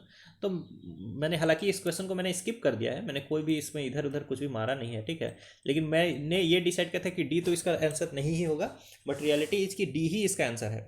Different type के इंडिया में जो आपके रिचुअल्स हैं, जैसे जौहर करना, सती करना, फिर जैन परंपरा में सल्ले खाना करना, उसी के इक्विवेलेंट ये भी परंपरा है दोस्तों, वट्टाकी रूतल, जिसमें कि जो डिफीटेड किंग है वो अपने आप को मार डालते थे, ठीक है, भूखे प्यासे। तो 44th मैंने अटेम्प्ट नहीं किया। 45th देखिए, consider the following dynasties: Hoysala, Garhwal, Kakatiya और Yadav. How many of the above dynasties establish their kingdoms in early 8th century AD. The thing is, ये क्वेश्चन डुएबल है, लेकिन देखिए मैंने रिसेंटली कोई रिवीजन तो किया नहीं था, जो लास्ट वाला अटेम्प्ट था उसमें मैं मेनली तो क्या है, इंटरव्यू का प्रिपरेशन कर रहा था। तो ये हिस्ट्री मतलब लास्ट में मैं रिवीजन वगैरह किए बगैर ही गया था। ऐसा समझ लीजिए कि 6-7 महीने पहले का पढ़ा हुआ था, इसलिए मैं इसको आंसर नहीं कर पाया, but otherwise it is a doable question. आई दोस्तों क्वेश्चन नंबर 46th भी वैसे मैंने स्किप ही कर दिया। जैसे देवी चंद्रगुप्तम, ठीक है, देवी चंद्रगुप्तम जो है ये विशाखदत्त का लिखा हुआ है, ठीक है। फिर हम्मीरम महाकाव्य, इसके बारे में मुझे नहीं पता है। मिलिंद पन्हो, ये मुझे पता है कि ये नागार्जुन का लिखा हुआ है, तो 1 और 3 तो मुझे पता है। फिर नीति वाक्य मृत, अब ये किसका लिखा हुआ है मुझे नहीं पता। अब इसके कारण से चूंकि 1 और 3 तो पता, लेकिन 2 और 4 के बारे में कुछ पता ही नहीं कि वो सही है कि गलत है, ठीक है, तो मैं इसको कैसे मार्क कर सकता था, तो इस क्वेश्चन को मैंने स्किप कर दिया।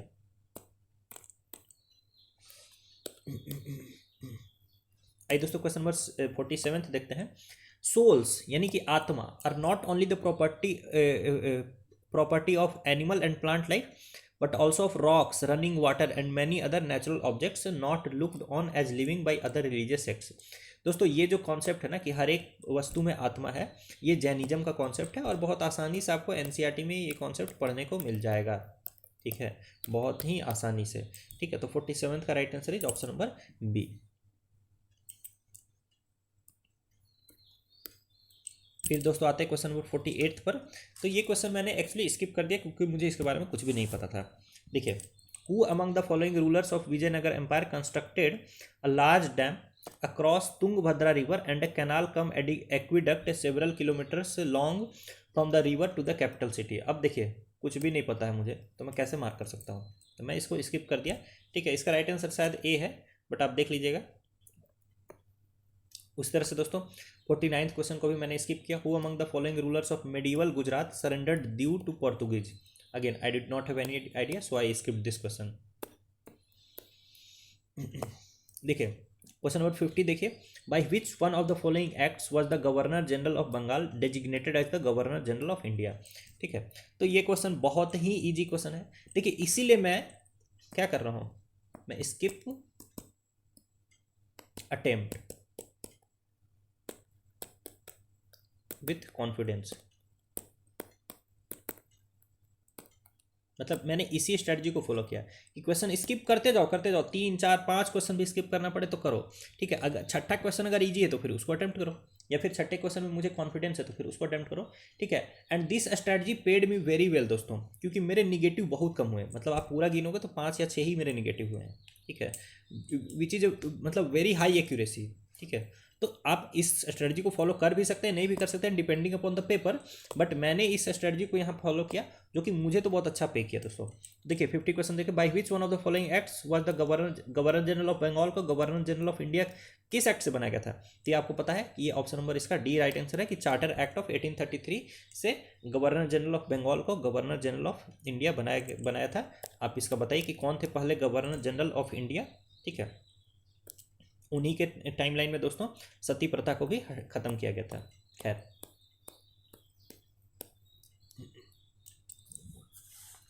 आइए दोस्तों क्वेश्चन नंबर 51 देखते हैं। Consider the following statements in relation to Janani Suraksha Yojana. तो जननी सुरक्षा योजना से रिलेटेड आपको स्टेटमेंट्स दिया हुआ है। It is safe motherhood intervention of the state health department. Okay, its objective is to reduce maternal and neonatal mortality among poor pregnant women. It aims to promote institutional delivery among poor pregnant women. Its objective includes providing public health facilities to sick infants up to 1 year of age. The thing is दोस्तों, ये question कहीं ना कहीं doable है, but you need एकदम strong understanding of the scheme, ठीक है, जो कि मुझे उस टाइम नहीं थी, तो मैंने इसको स्किप कर दिया। क्वेश्चन 52 देखते हैं। क्वेश्चन 52 है दोस्तों, consider the following statements in the context of interventions being undertaken under anaemia मुक्त भारत स्ट्रेटजी। तो एनीमिया मुक्त भारत स्ट्रेटजी के तहत जो इंटरवेंशंस किए जाते हैं उसके बारे में बताइए कि it provides prophylactic calcium supplementation for pre school children, adolescents and pregnant women.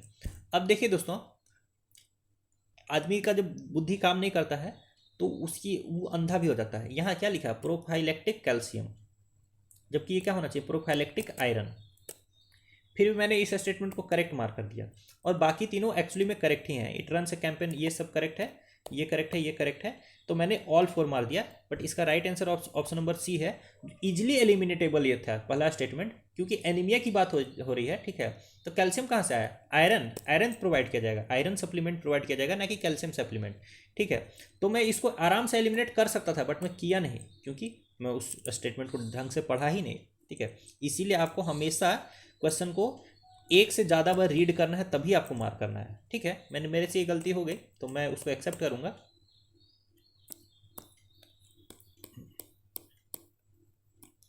दोस्तों क्वेश्चन नंबर 53 देखते हैं। Consider the following statements. Carbon fibres are used in the manufacture of component used in automobiles and aircraft. बिल्कुल, जो carbon fibre है उसको automobiles और aircraft बनाने में यूज किया जाता है। तो पहला स्टेटमेंट तो बिल्कुल करेक्ट है। दूसरा देखिए, carbon fibres once used can not be recycled. बिल्कुल वाहियात स्टेटमेंट, ठीक है। मतलब ऐसे ऐसे टेक्नोलॉजी है कि इन चीज़ों को जो है रिसाइकल किया जा सकता है, ठीक है। Material science, material chemistry, material science में इतना रिसर्च ही इसीलिए किया जा रहा है दोस्तों कि कोई भी हम लोग ये जो लीनियर इकोनॉमी है ना, लीनियर इकोनॉमी में क्या होता है? एक होता है प्रोडक्शन, फिर कंजम्पशन और फिर वेस्ट।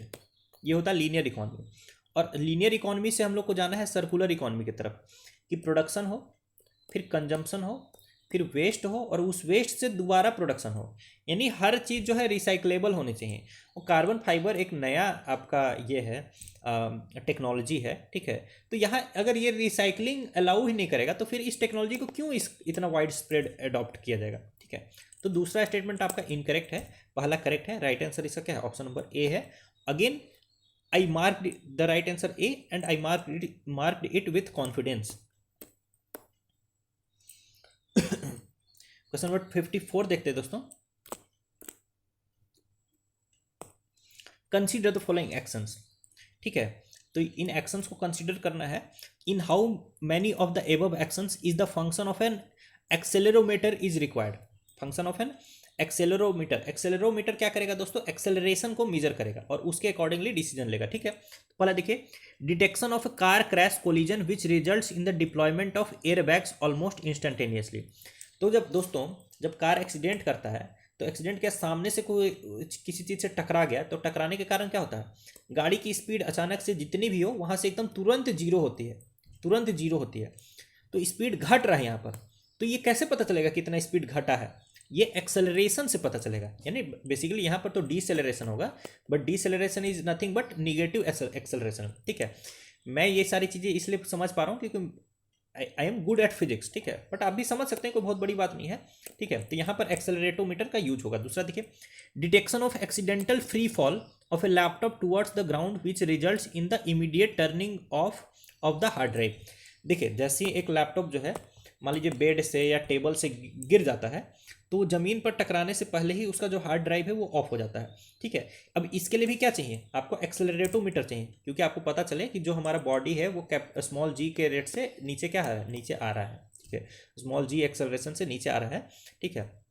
यानी उसका क्या हो रहा है? फ्री फॉल हो रहा है। तो इसके लिए भी यूनिट एक्सेलरेटोमीटर, ठीक है। जहाँ जहाँ एक्सेलरेशन हो रहा है उसको डिटेक्ट करने के लिए क्या चाहिए? आपको एक्सेलरोमीटर चाहिए। तीसरा देखिए, detection of the tilt of a smartphone which results in the rotation of display between portrait and landscape mode. बिल्कुल, ये जो टिल्टिंग है दोस्तों, इसमें क्या हो रहा है? इसमें आपका एंगुलर एक्सेलरेशन काम कर रहा है, यानी मोबाइल घुमा रहे हैं तो आपका लीनियर एक्सेलरेशन तो काम नहीं कर रहा है, एंगुलर एक्सेलरेशन काम कर रहा है। तो यहाँ पे मैं कहूँगा कि मेरा थोड़ा सा फिजिक्स का जो अंडरस्टैंडिंग है वो मुझे हेल्प किया कि ये तीनों जगह पर एक्सेलरेशन हो रहा है और उसको डिटेक्ट करने के लिए क्या चाहिए, एक्सेलेरोमीटर चाहिए। तो 54 का मैंने right answer option number C mark किया। बट मे बी आपके पास फिजिक्स का नॉलेज ना हो तो आप शायद कंफ्यूज भी हो सकते हैं, बट ये बहुत बेसिक फिजिक्स की अंडरस्टैंडिंग से मैंने मार्क किया है।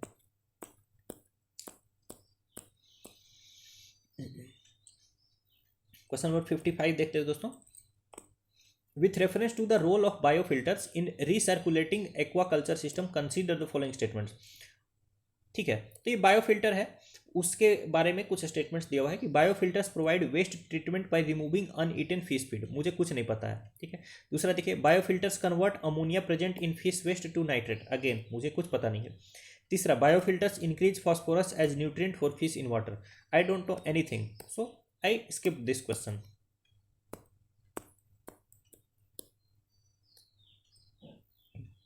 फिर 56 क्वेश्चन देखते हो दोस्तों। Consider the following pairs, cepheids, nebulae और पल्सर्स। तो सेफेड्स के बारे में बोल रहा है, they are giant clouds of dust and gas in space. Nebulae are stars which brighten and dim periodically. और pulsars are neutron stars that are formed when massive stars run out of fuel and collapse. The thing is दोस्तों, this question is easily answerable. जो science and tech की magazine आती है ना, उसमें ये सारे टर्म को डिफाइन किया हुआ होता है। बट द थिंग इज, मैं लास्ट ईयर तो मैगजीन भी ठीक से नहीं पढ़ पाया था, तो इसलिए मैं इसको मार्क नहीं कर पाया, ठीक है। बट अगर आप PT 365 को भी पढ़ लेते हैं तो ये सारे टर्म्स उसमें अच्छे से डिफाइन किए हुए होते हैं, ठीक है। बट ठीक है, ये क्वेश्चन मुझे स्किप करना पड़ा। 57 क्वेश्चन देखते हैं दोस्तों। देखिए, which one of the following countries has its own satellite navigation system. तो ऑस्ट्रेलिया, कनाडा, इजराइल, जापान। तो दोस्तों ये बहुत इजी क्वेश्चन है। यूएस के पास है GPS, ठीक है। फिर चाइना के पास है बाईडाउ। इंडिया के पास क्या है, नाविक है। और जापान के पास है QZSS। रसिया के पास है GLONASS। रसिया के पास क्या है, GLONASS। ये मैगजीन्स में, मंथली मैगजीन्स में भी बार बार रिपीट होता रहता है, तो ये कोई बहुत डिफिकल्ट क्वेश्चन नहीं है। जापान के पास है QZSS। चूँकि इंडिया जो है वो बना रहा है ना, तो उसको नाविक बना रहा था, तो इस कारण से बार बार, जैसे नाविक टाइप का सिस्टम और किस किस कंट्रीज में है, ठीक है। तो नाविक तो क्या है, रीजनल सैटेलाइट नेविगेशन सिस्टम, उस तरह से ये QZSS भी रीजनल है। GPS क्या है, ग्लोबल है, ठीक है। तो ये चीज़ आपको ध्यान में रखनी है कि जापान के पास भी अपना सैटेलाइट नेविगेशन सिस्टम है। And again it was not a difficult question for me. तो 57 को मैंने इजीली मार्क कर दिया। Right answer is option number D। अब 58 क्वेश्चन आते हैं दोस्तों। दो स्टेटमेंट्स हैं। तो ballistic missiles are jet propelled at subsonic speeds throughout their flights, while cruise missiles are rocket powered only in the initial phase of flight. दूसरा statement देखिए, Agni 5 is a medium range supersonic cruise missile, while BrahMos is a solid fuelled intercontinental ballistic missile. दोस्तों the thing is, मुझे कुछ समझ नहीं आ रहा था, ठीक है, तो मैंने इसको सीधे कर दिया स्किप, ठीक है। हालांकि अगर आप थोड़ा सा साइंस एंड टेक वाली मैगजीन को अच्छे से पढ़ें तो ये क्वेश्चंस आप आसानी से निकाल सकते हो, ठीक है। मैं भी निकाल पाता अगर मैं लास्ट ईयर थोड़े अच्छे से मैगजीन को पढ़ करके गया होता तो। अब 59 क्वेश्चन देखते हैं दोस्तों। देखिए, consider the following statements regarding mercury pollution. तो मर्क्यूरी पॉल्यूशन के बारे में पूछ रहा है। Gold mining activity is a source of mercury pollution in the world. ये बिल्कुल सही स्टेटमेंट है दोस्तों, और इसके लिए मुझे बहुत ज़्यादा डाउट नहीं हुआ क्योंकि गोल्ड के आसपास ही मर्क्यूरी वगैरह भी पाया जाता है, ठीक है। तो ये बिल्कुल करेक्ट है। दूसरा देखिए, coal based thermal power plants cause mercury pollution. ये भी बिल्कुल करेक्ट है, क्योंकि बहुत सारे कोल में भी मर्क्यूरी पाया जाता है। तीसरा देखिए, there is no known safe level of exposure to mercury. बिल्कुल दोस्तों, हर टाइप का जो टॉक्सिक एलिमेंट होता है उसका टॉक्सिकोलॉजी किया जाता है, तो ये बताया जाता है कि कितना आप ये चीज़ ले सकते हैं सेफली, और इसके बियॉन्ड जो है ये टॉक्सिक हो जाएगा या जहरीला हो जाएगा, ठीक है। लेकिन ऐसी कोई सेफ लेवल मर्क्यूरी के बारे में नहीं पता है, ठीक है, मर्क्यूरी के बारे में नहीं पता है। तो ये तीनों स्टेटमेंट मुझे कहीं ना कहीं पता थे, तो मैंने इसका राइट आंसर क्या मार दिया, ऑप्शन नंबर C, ऑल 3।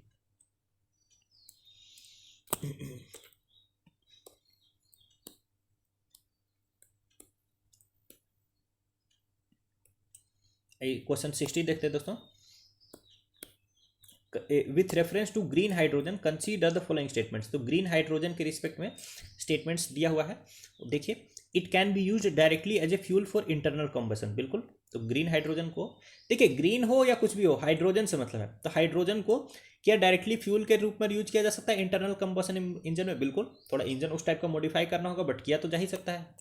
दूसरा देखिए, it can be blended with natural gas and use as a fuel for heat or power, बिल्कुल। HCNG, जो CNG है कॉम्प्रेस्ड नेचुरल गैस, उसके साथ हाइड्रोजन मिला करके HCNG, इसको ऑलरेडी ब्लेंड किया जा रहा है, किया जा सकता है वो छोड़िए, ठीक है। तो दूसरा भी करेक्ट है। फिर तीसरा देखिए, it can be use in the hydrogen fuel cell to run vehicles, बिल्कुल। हाइड्रोजन फ्यूल सेल्स के तौर पर भी इसको यूज किया जा सकता है, ठीक है। हाइड्रोजन फ्यूल सेल्स की कार भी आगे है, जो गडकरी साहब हैं, वो हाइड्रोजन फ्यूल सेल वाली उनके पास कार है, ठीक है। तो इसका मतलब ये चीज़ पॉसिबल है। तो हाइड्रोजन को तीनों टाइप से यूज किया जा सकता है, इंटरनल कंबसन इंजन में भी, मिक्स फ्यूल के रूप में भी, और फ्यूल सेल के रूप में भी। तो 60 का राइट आंसर क्या हो जाएगा? Option number C, all 3। और इसको मैंने इजीली मार्क कर दिया, इजीली मार्क कर दिया।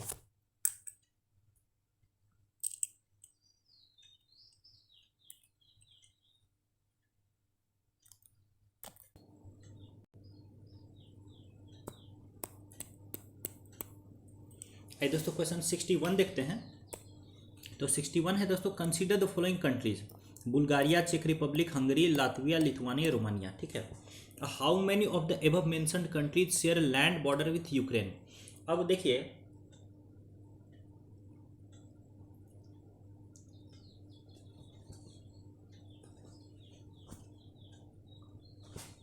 यूक्रेन पर किया हुआ है रशिया ने अटैक, ठीक है। तो यूक्रेन एक हॉट, एकदम हॉट टॉपिक है।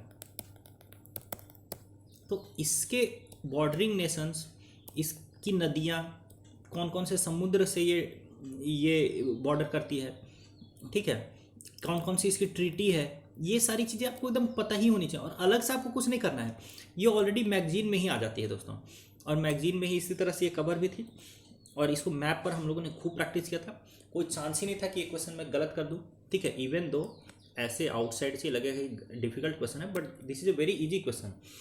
यूक्रेन का मैंने बनाया हुआ था कि SR, देखिए यूक्रेन की बॉर्डरिंग कंट्री का हम लोगों ने तो ये भी बना लिया था, एक तरीके से एक्रोनिम बना लिया था, ये SRMHPBR।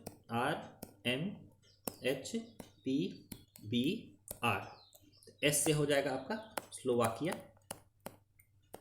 R से रोमानिया, M से मोल्डोवा, H से हंगरी, ठीक है, P से पोलैंड, B से बेलारूस, और R से रसिया, R से रसिया।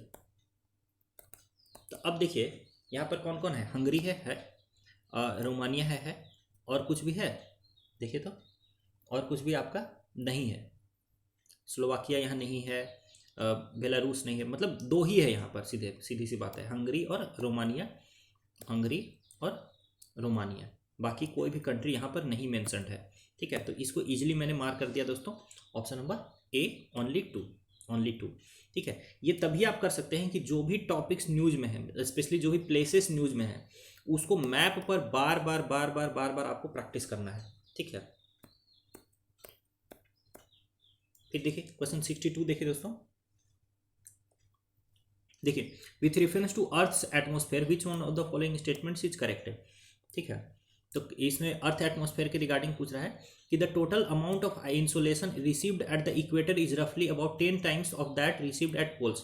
अब ये तो मुझे पता है कि इक्वेटर पर ज़्यादा होता है, पोल्स पर कम होता है, बट एग्जैक्टली 10 टाइम्स होता है कि नहीं, ये मुझे नहीं पता है।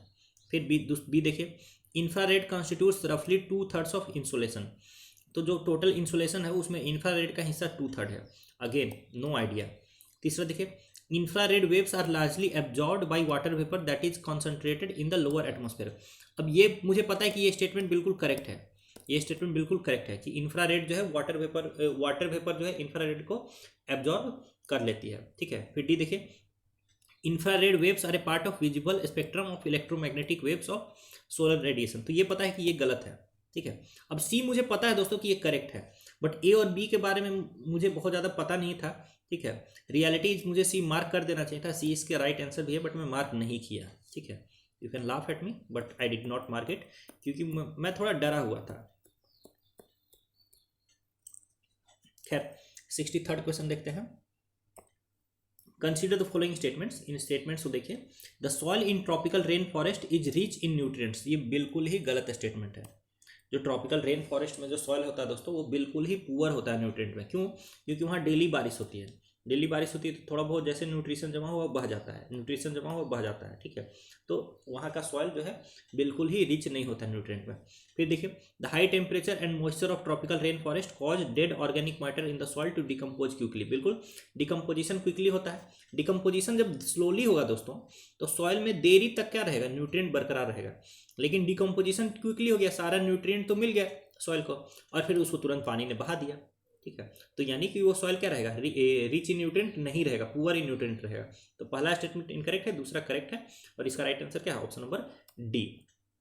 अगेन यहाँ पर भी एलिमिनेशन काम करेगा। अगर आप एक भी स्टेटमेंट को इनकरेक्ट प्रूव कर देते हो तो तुरंत आप राइट आंसर तक पहुंच सकते हो।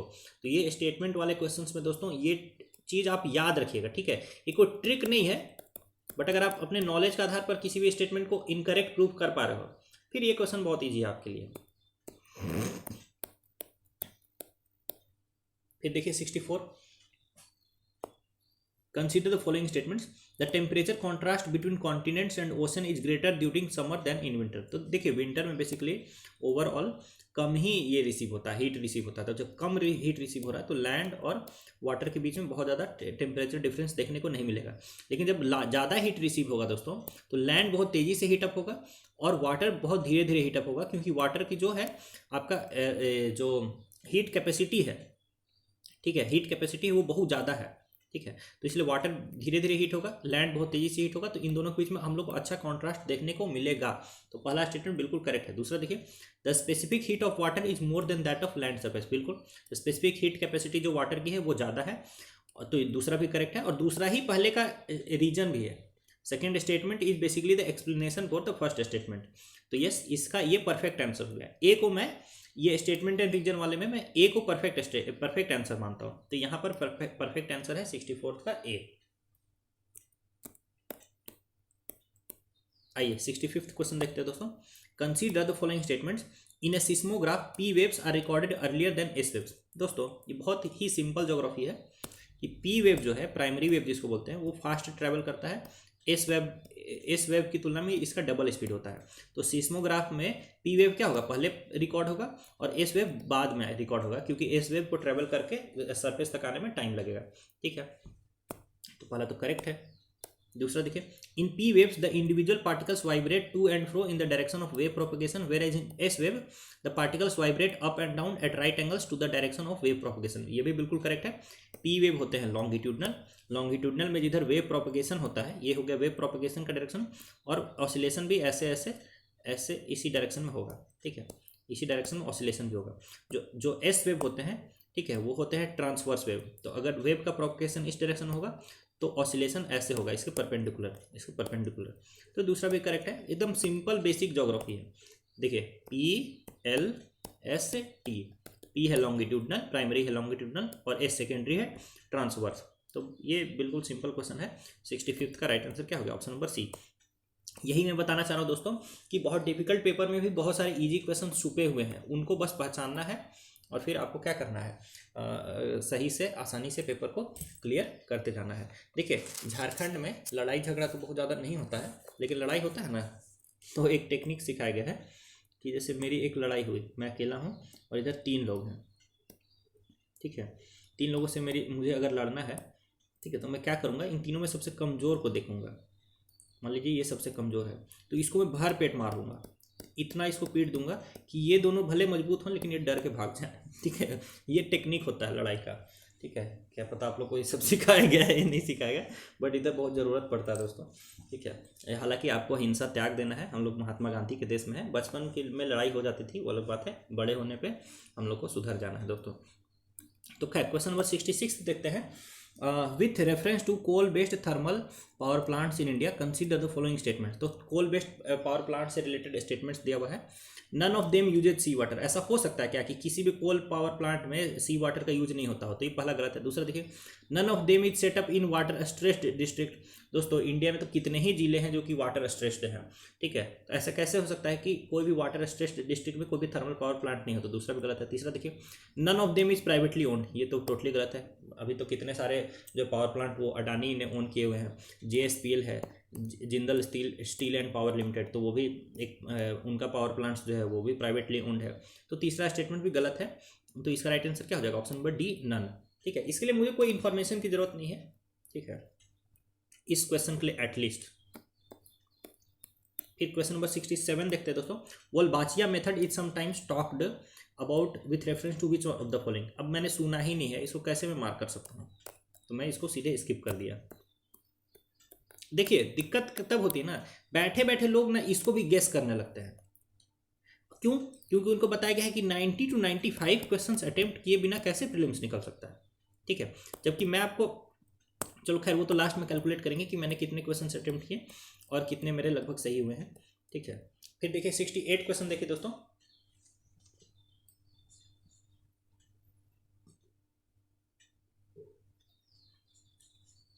देखिए, consider the following activities, spreading finely ground basalt rock on farm land extensively, ठीक है। फिर increasing alkalinity of oceans by adding lime. फिर तीसरा देखिए, capturing carbon dioxide released by various industries and pumping it into abandoned subterranean mines in the form of carbonated waters, ठीक है। फिर देखिए, how many of the above activities are often considered and discussed for carbon capture and sequestration. तो carbon capture and sequestration के लिए इनमें से above में से कौन कौन सी एक्टिविटीज को कंसीडर किया जाता है। अब मैं आपको बात बताऊं, अगर आपने एक बार भी शंकर IAS की बुक को पढ़ा होगा, even single reading, then you know कि ये सारे चीज़ें कंसीडर किए जाते हैं, all to all are considered, ठीक है। इसके अलावा भी कुछ चीज़ें को कंसीडर किया जाता है, जैसे बड़े बड़े मिरर को स्पेस में थ्रो कर देना, बड़े बड़े मिरर को स्पेस में थ्रो कर देना। फिर सल्फर SO2 और H2S, इन सब को भी क्या कर देना, क्लाउड के ऊपर थ्रो कर देना, ठीक है। तो ये सारी चीज़ें मतलब आर्टिफिशियल वोल्केनो जिसको बोला जाता है, ये सब चीज़ें कर देने से क्या हो जाएगा, आपका एटमॉस्फेयर आपका कूल हो जाएगा, ठीक है। तो ये सारी चीज़ें कंसिडर की जाती है। 68 का राइट आंसर क्या, ऑप्शन नंबर सी है, ऑल 3 है। अब देखिए दोस्तों क्वेश्चन नंबर 69, एरियल मेटाजीनोमिक्स। अब आपको लगता है कि मैं क्वेश्चन को मार्क कर सकता हूँ, नहीं, मुझे कुछ नहीं पता इसके बारे में, तो सीधे स्किप। फिर देखिए 70, micro satellite DNA। Again I can not answer, I mean there is no way I can reach at the right answer, logically illogically, ठीक है। अब सही में मार दूँ कुछ तुक्का मार के, वो अलग बात है, BCDA, बट वो गलत भी होने के बहुत सारे चांसेस होंगे क्योंकि मुझे कुछ पता नहीं है इसके बारे में, तो I have to skip this question. और मुझे हेजिटेट नहीं करना है स्किप करने में। क्वेश्चन 71 देखिए, consider the following statements with reference to India, ठीक है। तो ये स्टेटमेंट्स देखिए, according to MSME development act 2006, the medium enterprises are those with investments in plant and machinery between 15 crore and 25 crore. ये गलत है, आपको पता है। देखिए पता नहीं है तो पता होना चाहिए कि जो micro, small and medium enterprises, micro का जो लिमिट है वो 1 करोड़ है आपका इन्वेस्टमेंट और 5 करोड़ है टर्नओवर। सेकेंडरी जो है ये स्मॉल में जो है वो 10 करोड़ है इन्वेस्टमेंट और 50 करोड़ है आपका टर्नओवर, और मीडियम के लिए है 50 करोड़ इन्वेस्टमेंट और 250 करोड़ आपका 50 करोड़ इन्वेस्टमेंट, 250 करोड़ आपका टर्नओवर। तो ये आपको ध्यान में रखना है, ठीक है। और इससे आप पता कर सकते हैं कि पहला स्टेटमेंट इनकरेक्ट है। दूसरा देखिए, all bank loans to the MSME qualify under the priority sector. बिल्कुल, आपको प्रायोरिटी सेक्टर लेंडिंग नॉर्म्स के अंतर्गत कितने सेक्टर्स आते हैं ये अभी के अभी आपको जा करके रट लेना है, लिख करके रट लेना है। जैसे एग्रीकल्चर आता है, रिन्यूएबल एनर्जी आता है, सोलर, ये सब आता है, ठीक है। तो ये आपको रट लेना है। तो क्वेश्चन 2 आपका बिल्कुल करेक्ट है। स्टार्टअप्स है वो भी प्रायोरिटी सेक्टर में आता है, MSME भी प्रायोरिटी सेक्टर में आता है। तो दूसरा स्टेटमेंट करेक्ट है, पहला इनकरेक्ट है। तो 71 का राइट आंसर क्या है, ऑप्शन नंबर बी है, और इसको मैंने बी मार्क किया, बहुत ज़्यादा मुझे परेशानी नहीं हुई।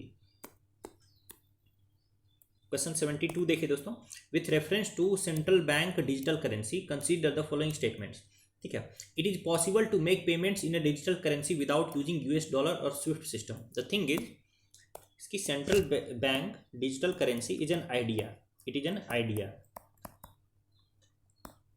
and anything is possible with this idea, मतलब इसको तो अभी ये किया जा रहा है, इम्प्लीमेंट किया नहीं गया है, इसमें कुछ भी किया जा सकता है, तो पहला किया जा सकता है यस।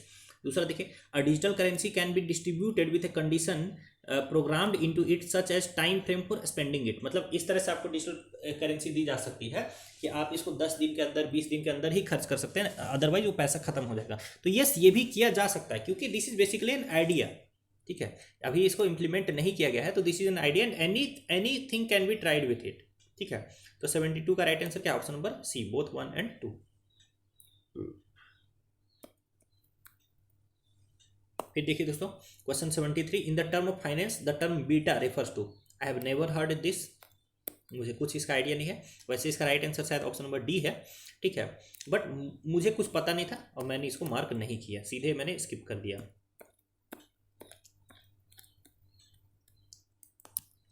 74 देखेंगे दोस्तों, consider the following statements. The self-help group program was originally initiated by the State Bank of India by providing micro credit to the financially deprived। ये बिल्कुल गलत है। क्यों? क्योंकि अगर इंडिया में इसकी इम्प्लीमेंटेशन की बात की जाए तो नाबार्ड से हुआ है, नाबार्ड ने इसको स्टार्ट किया था। और अगर ऑल ओवर वर्ल्ड की भी बात की जाए तो ये बांग्लादेश में किया गया था। सबसे पहले सेल्फ हेल्प ग्रुप का कॉन्सेप्ट बांग्लादेश में लाया गया था महबूब उल हक के द्वारा, ठीक है, महबूब उल हक के द्वारा, ठीक है। तो ये स्टेटमेंट किसी भी हाल में इनकरेक्ट है, इंडिया के लेवल पर भी और वर्ल्ड लेवल पर भी। वर्ल्ड अगर ओवरऑल बात की जा रहा है तो बांग्लादेश इसका राइट आंसर है, और अगर इंडिया की बात की जा रही है तो इंडिया में एसबीआई ने नहीं इसको लिया है, नाबार्ड लेकर गया है। तो पहला तो स्टेटमेंट इनकरेक्ट है, ठीक है, और मुझे बहुत ज़्यादा प्रॉब्लम नहीं हुई। दूसरा देखिए, in an SHG all members of a group take responsibility for a loan that an individual member takes. बिल्कुल कॉन्सेप्ट ही एसएचजी का ये है कि जो रिस्क है वो डिस्ट्रीब्यूट हो जाता है, मतलब बैंक का जो रिस्क है वो बहुत ज़्यादा कम हो जाता है, क्योंकि वो लोन किसी एक मेंबर को भी देगा लेकिन वो सारे लोग उसकी गारंटी लेते हैं। तो दूसरा बिल्कुल करेक्ट है। तीसरा देखिए, the regional rural banks and scheduled commercial bank support SHG. बिल्कुल, क्योंकि वो नाबार्ड का मैंडेट रहता है कि भाई आपको सपोर्ट करना है। तो तीसरा भी बिल्कुल करेक्ट है। तो 74 का राइट आंसर क्या है दोस्तों, कि इसमें 2 पेयर करेक्ट हैं, ओनली 2। तो इजी क्वेश्चन है, अगर आपको आता है तो, ये इंफॉर्मेशन आपको है तो। 75 क्वेश्चन को देखिए दोस्तों, तो 75th क्वेश्चन है, India's public sector health care largely focuses on curative care with limited preventive, promotive and rehabilitative care. फिर देखिए, under India's decentralised approach to health care delivery the states are primarily responsible for organising health services. तो कहीं ना कहीं देखिए दोस्तों, ये statement correct है, ये स्टेटमेंट भी करेक्ट है, ठीक है, बट 2 इसका एक्सप्लेनेशन है कि नहीं है ये सब मुझे बहुत ज़्यादा पता नहीं चल रहा था, ठीक है। अब प्लस देखिए, कई सारी चीज़ें होती है, ऑफिशियली करेक्ट होती है और अनऑफिशियली इनकरेक्ट होती है। देखिए, जैसे अनऑफिशियली हम लोग को पता है कि इंडिया में ज़्यादातर फोकस जो क्यूरेटिव केयर पर है, यानी जो बीमार पड़ गया उसके इलाज करने पर ज़्यादा फोकस है। प्रिवेंटिव, प्रोमोटिव, रिहेबिलिटेटिव पर ज़्यादा फोकस नहीं है, मतलब रियलिटी में। बट अगर ऑफिशियल डॉक्यूमेंट के अनुसार जाएंगे फिर आपको पता चलेगा कि नहीं, प्रिवेंटिव पर भी फोकस है, प्रोमोटिव पर भी फोकस है, तो रिहेबिलिटेटिव पर भी फोकस है। तो अब मेरे लिए बहुत डिफिकल्ट हो रहा था कि मैं किस आधार पर इसको करेक्ट या इनकरेक्ट मार्क करूं, इसलिए मैं इसको मुझे स्किप करना पड़ गया दोस्तों, ठीक है।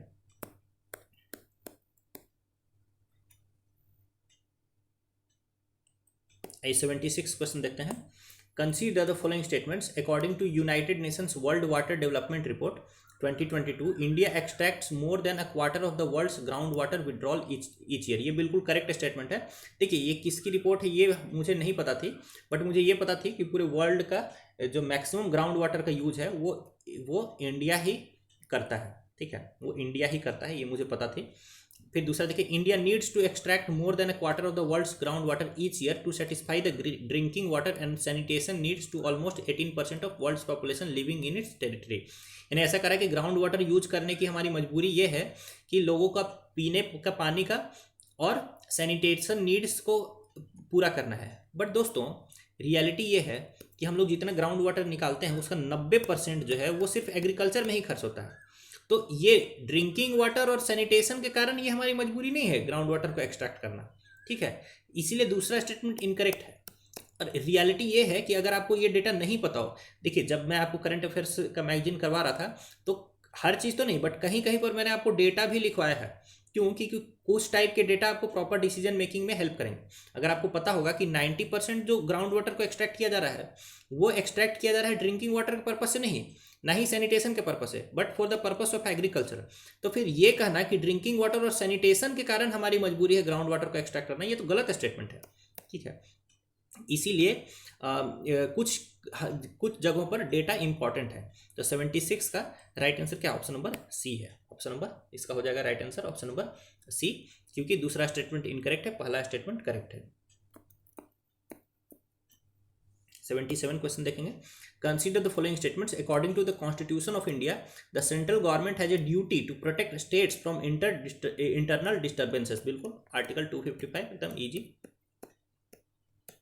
दूसरा देखिए, the constitution of India exempts the states from providing legal counsel to a person being held for preventive detention. यानी स्टेट चाहे तो जिसको प्रिवेंटिव डिटेंशन के अंतर्गत अरेस्ट किया गया है उसको काउंसिल यानी वकील की सुविधा नहीं भी प्रोवाइड कर सकती है। तो ये भी बिल्कुल सही है, आर्टिकल 22 क्लॉज 1, तो इसमें वो मेंशन्ड है। तीसरा देखिए, according to prevention of terrorism act 2002, ठीक है, पोटा जिसको बोलते हैं, confession of the accused before the police can not be used as an evidence. देखिए ये स्टेटमेंट इनकरेक्ट है, ठीक है, ये स्टेटमेंट इनकरेक्ट है। और ऐसा देखिए, पोटा के साथ में एक प्रॉब्लम ही यही थी, पोटा के साथ में यही प्रॉब्लम थी कि पुलिस के सामने दर्ज किया हुआ जो बयान है उसको भी एविडेंस के रूप में ट्रीट किया जाता था। और दोस्तों पुलिस क्या करती है ना, जबरदस्ती भी बयान दर्ज करवा लेती है। ठीक है, no offence to police, no disrespect to police, but reality India की यही है कि कस्टोडियल टर्चर, जब पुलिस आपको जेल में बंद करके, थाने बंद करके पीटना शुरू कर देती है तो आपको वो कुछ भी बोले आपको मानना आपकी मजबूरी है। ठीक है, तो वैसे केस में जो है मतलब आपका ओरल जो आपने जो बयान दिया है पुलिस को, ठीक है, उसको अगर एविडेंस के रूप में ट्रीट किया जाए तो ये बहुत ही गलत प्रेसिडेंट सेट करता है। ठीक है, और यही इस लॉ की प्रॉब्लम थी, ठीक है, पोटा की, इसीलिए इसको हटा भी दिया गया है। ठीक है, यानी कि confession of accused before the police को एविडेंस के रूप में इसे ट्रीट किया जाता था, ना कि नहीं किया जाता है।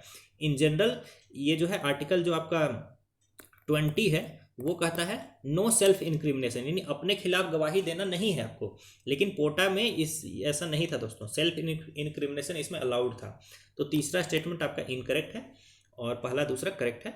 तो 77 का राइट आंसर क्या है, ऑप्शन नंबर बी, ओनली 2। ठीक है, तो ये सारी चीज़ें आपको आइडिया होनी चाहिए दोस्तों, आप एक यूपीएससी के स्टूडेंट हैं।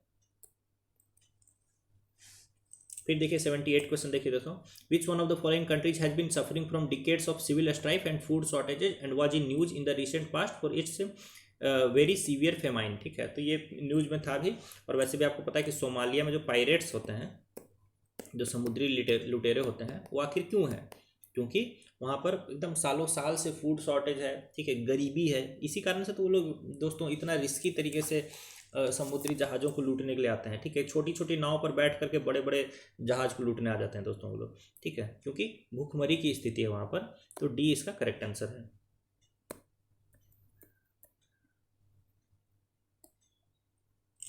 79 देखिए दोस्तों,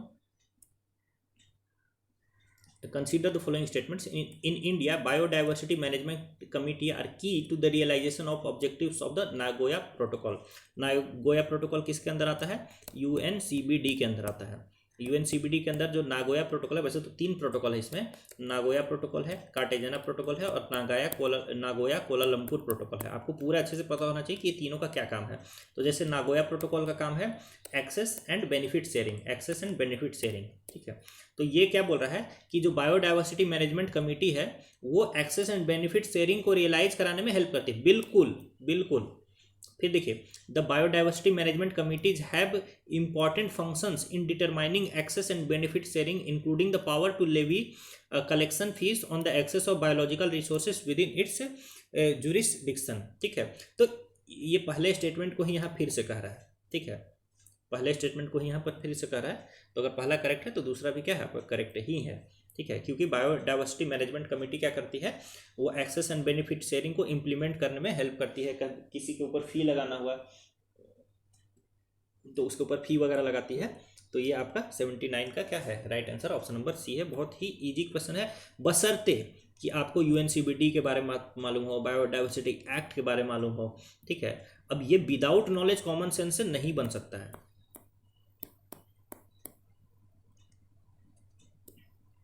आइए दोस्तों क्वेश्चन 80 देखते हैं। Consider the following statements in respect of election to the president of India. तो प्रेसिडेंट ऑफ इंडिया के रिस्पेक्ट में जो इलेक्शन से रिलेटेड स्टेटमेंट्स दिए हुए हैं यहाँ पर, ठीक है। The members nominated to either house of parliament और legislative assemblies of state are also eligible to be included in electoral college, ठीक है। Higher the number of elective assembly seats, higher is the value of vote of each MLA, ठीक है।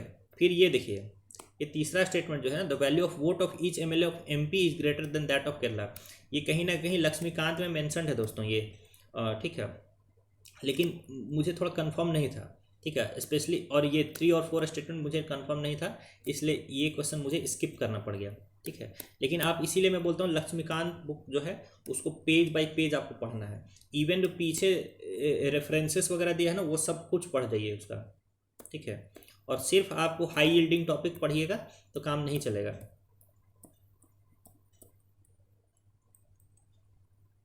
फिर देखिए 81 question पर आते हैं। With reference to Indian history, Alexander Rea, A.H. Longhurst और Robert Sewell, James Burgess, Walter Elliot are associated with, ठीक है। तो दोस्तों ये सारे एसोसिएटेड हैं। Option number A archaeological excavation से। मुझे ऐसा मतलब गट फीलिंग आ रही थी कि कहीं तो देखा हूँ, बट मैं इसको मार्क नहीं कर पाया because I was not confident. इसीलिए you need to do powerful revision ताकि आप कॉन्फिडेंट रहें अपने नॉलेज में। खैर 82 में क्वेश्चन में आते हैं दोस्तों। कंसीडर द फॉलोइंग पेयर्स, जो बेसनगर, भज और सीतानवसल और वेल नोन फॉर। तो बेसनगर में दोस्तों आपको पता है कि हेलियोडोरस का गरुड़ पिलर इंस्क्रिप्शन है। माफ करिएगा दोस्तों, बहुत देर से बोलते बोलते जबान लड़खड़ाने लगती है। तो बेसनगर में क्या है, बेसनगर में हेलियोडोरस का गरुड़ पिलर इंस्क्रिप्शन है, जो कि सैवाइट नहीं वैष्णवाइट है, क्योंकि गरुड़ किसका वाहन है दोस्तों, विष्णु जी का वाहन है। तो पहला स्टेटमेंट इनकरेक्ट है। फिर भजा केव जो है वो बुद्धिस्ट है, बिल्कुल। सीतानवसल जैन है, बिल्कुल। ये सब तो आपको एकदम पता होना चाहिए कि जैसे अजंता है वो बुद्धिस्ट है, भजा है वो बुद्धिस्ट है, सीतानवसल जैन है, एलोरा जो है वो बुद्धिस्ट, हिंदू, जैन सब कुछ है, ठीक है। तो खैर ये सब आपको आसानी से पता होना चाहिए। तो 82 का राइट आंसर क्या हो गया, ऑप्शन नंबर बी ओनली 2, और इसको भी मैंने इजीली मार्क कर दिया।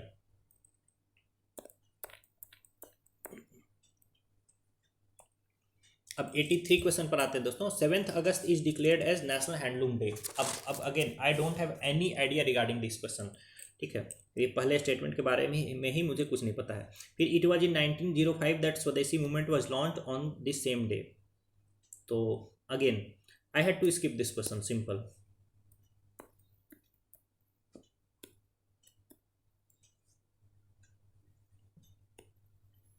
अब आइए दोस्तों 84 क्वेश्चन देखते हैं। Consider the following statements in respect of the national flag of India according to the flag code of India 2002। तो इंडिया का फ्लैग, झंडा कैसे फहराना है, उसको कैसे मेंटेन करना है एंड ऑल दैट, तो उसके रिगार्डिंग एक फ्लैग कोड ऑफ इंडिया है दोस्तों। ये नवीन जिंदल का एक केस भी है regarding flag code of India, ठीक है। तो ये चीज़ आपको ध्यान में रखनी है। चलिए, one of the standard sizes of the national flag of India is 600 mm by 400 mm। देखिए ये स्टेटमेंट कहीं ना कहीं देखिए मैं बताता हूँ, जो स्टैंडर्ड साइज है फ्लैग का वो होता है 3:2 में, 3:2 में। तो दूसरा स्टेटमेंट देखिए, the ratio of length to the height of the flag shall be 3:2। तो ये बिल्कुल करेक्ट है, 3:2 वाला करेक्ट है, दूसरा करेक्ट है। तो मुझे पहला भी लगा कि 600 × 400 भी तो क्या है 3:2 में ही है, ठीक है। इसलिए मैंने इसको भी क्या कर दिया, करेक्ट मार्क कर दिया, और फिर मैंने ऑप्शन नंबर ए मार्क कर दिया दोस्तों। बट रियलिटी इज कि इस देखिए 3:2 का रेशियो तो सही है, बट एक स्टैंडर्ड साइज 600 mm × 400 mm नहीं है। इसके बहुत सारे स्टैंडर्ड साइजेज हैं ऐसे ऐसे करके, ठीक है, जिसमें कि ये साइज नहीं है। जैसे 6300 समथिंग है, ऐसे ऐसे, मतलब ठीक है। ये मैंने बाद में देखा, बट ये पहला स्टेटमेंट इनकरेक्ट है। हालांकि मैंने दोनों को करेक्ट मार्क करके ए मार्क कर दिया था, ठीक है। But first is incorrect here, first is incorrect. तो राइट आंसर क्या हो जाएगा, ऑप्शन नंबर डी। बट मैंने ए मार्क किया विच इज रॉन्ग।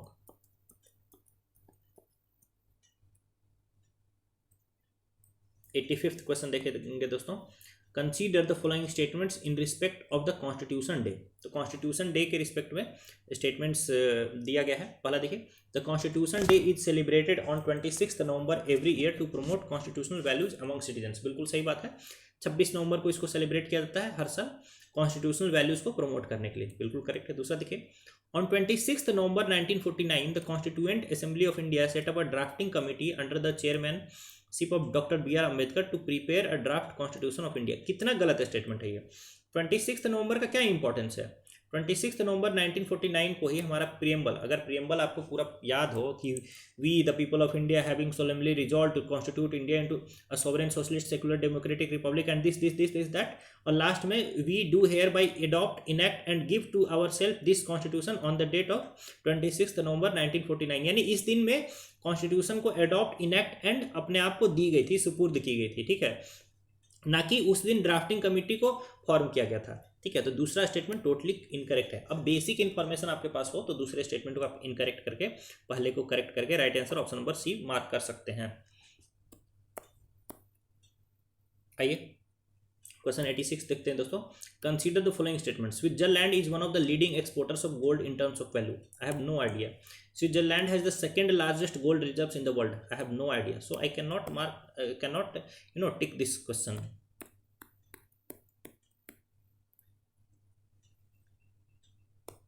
देखिए, consider the following statements. Recently, US and European Union have launched the Trade and Technology Council. मतलब देखिए, मैंने न्यूज़ वगैरह में सुना तो था, बट बहुत ज़्यादा आइडिया नहीं था कि किसके किसके बीच में है, तो नो आइडिया। देखिए, US and EU claim that through this they are trying to bring technological progress and physical productivity under their control. Again ये करेक्ट भी हो सकता है, इनकरेक्ट भी हो सकता है, लेकिन मुझे ये क्वेश्चन करना पड़ा स्किप क्योंकि मुझे कॉन्फिडेंस नहीं था, ठीक है। 88 question. Consider the following statements. India accounts for 3.2% of global export of goods. बिल्कुल गलत। देखिए, हमेशा डेटा याद नहीं करना, लेकिन कुछ डेटा को याद करना है। जैसे इकोनॉमिक सर्वे में इंडिया कितना एक्सपोर्ट करता है, कितना इंपोर्ट करता है, ग्लोबल एक्सपोर्ट का कितना परसेंट, ग्लोबल इंपोर्ट का कितना परसेंट। तो जैसे आपको पता होना चाहिए कि ग्लोबल एक्सपोर्ट का हम लोग मात्र 1.8% एक्सपोर्ट करते हैं, ठीक है।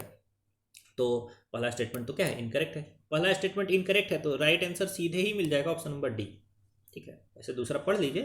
तो जैसे many local companies and some foreign companies operating in India have taken advantage of India production linked incentive scheme, यानी बहुत सारे लोकल कंपनीज और बहुत सारे फॉरेन कंपनीज ने PLI स्कीम का बेनिफिट लिया है। तो दूसरा तो बिल्कुल करेक्ट है और पहला इनकरेक्ट है। वैसे भी पहला इनकरेक्ट होते के साथ इस वाले स्टेटमेंट वाले क्वेश्चंस में राइट आंसर आप डायरेक्टली पहुंच जाएंगे, ये हम लोग ऑलरेडी फिगर आउट कर चुके हैं, ठीक है। तो टेंशन नहीं लेना है। अब 89 क्वेश्चन देखिए दोस्तों। The stability and growth pact of European Union is a treaty that जिसके बारे में मुझे कुछ भी नहीं पता है।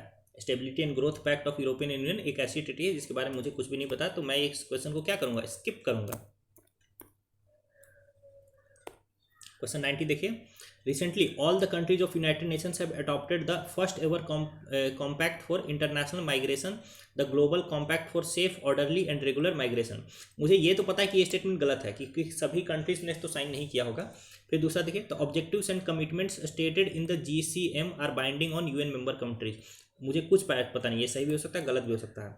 द GCM एड्रेसेस इंटरनल माइग्रेशन और internally displaced people also in its objective and communities. मुझे नहीं पता कि सिर्फ इंटरनली डिस्प्लेस्ड के लिए है या एक्सटर्नली डिस्प्लेस्ड के लिए ही है, कुछ भी नहीं पता है। तो मुझे ये क्वेश्चन को क्या करना पड़ेगा, स्किप करना पड़ेगा, and I skip this question.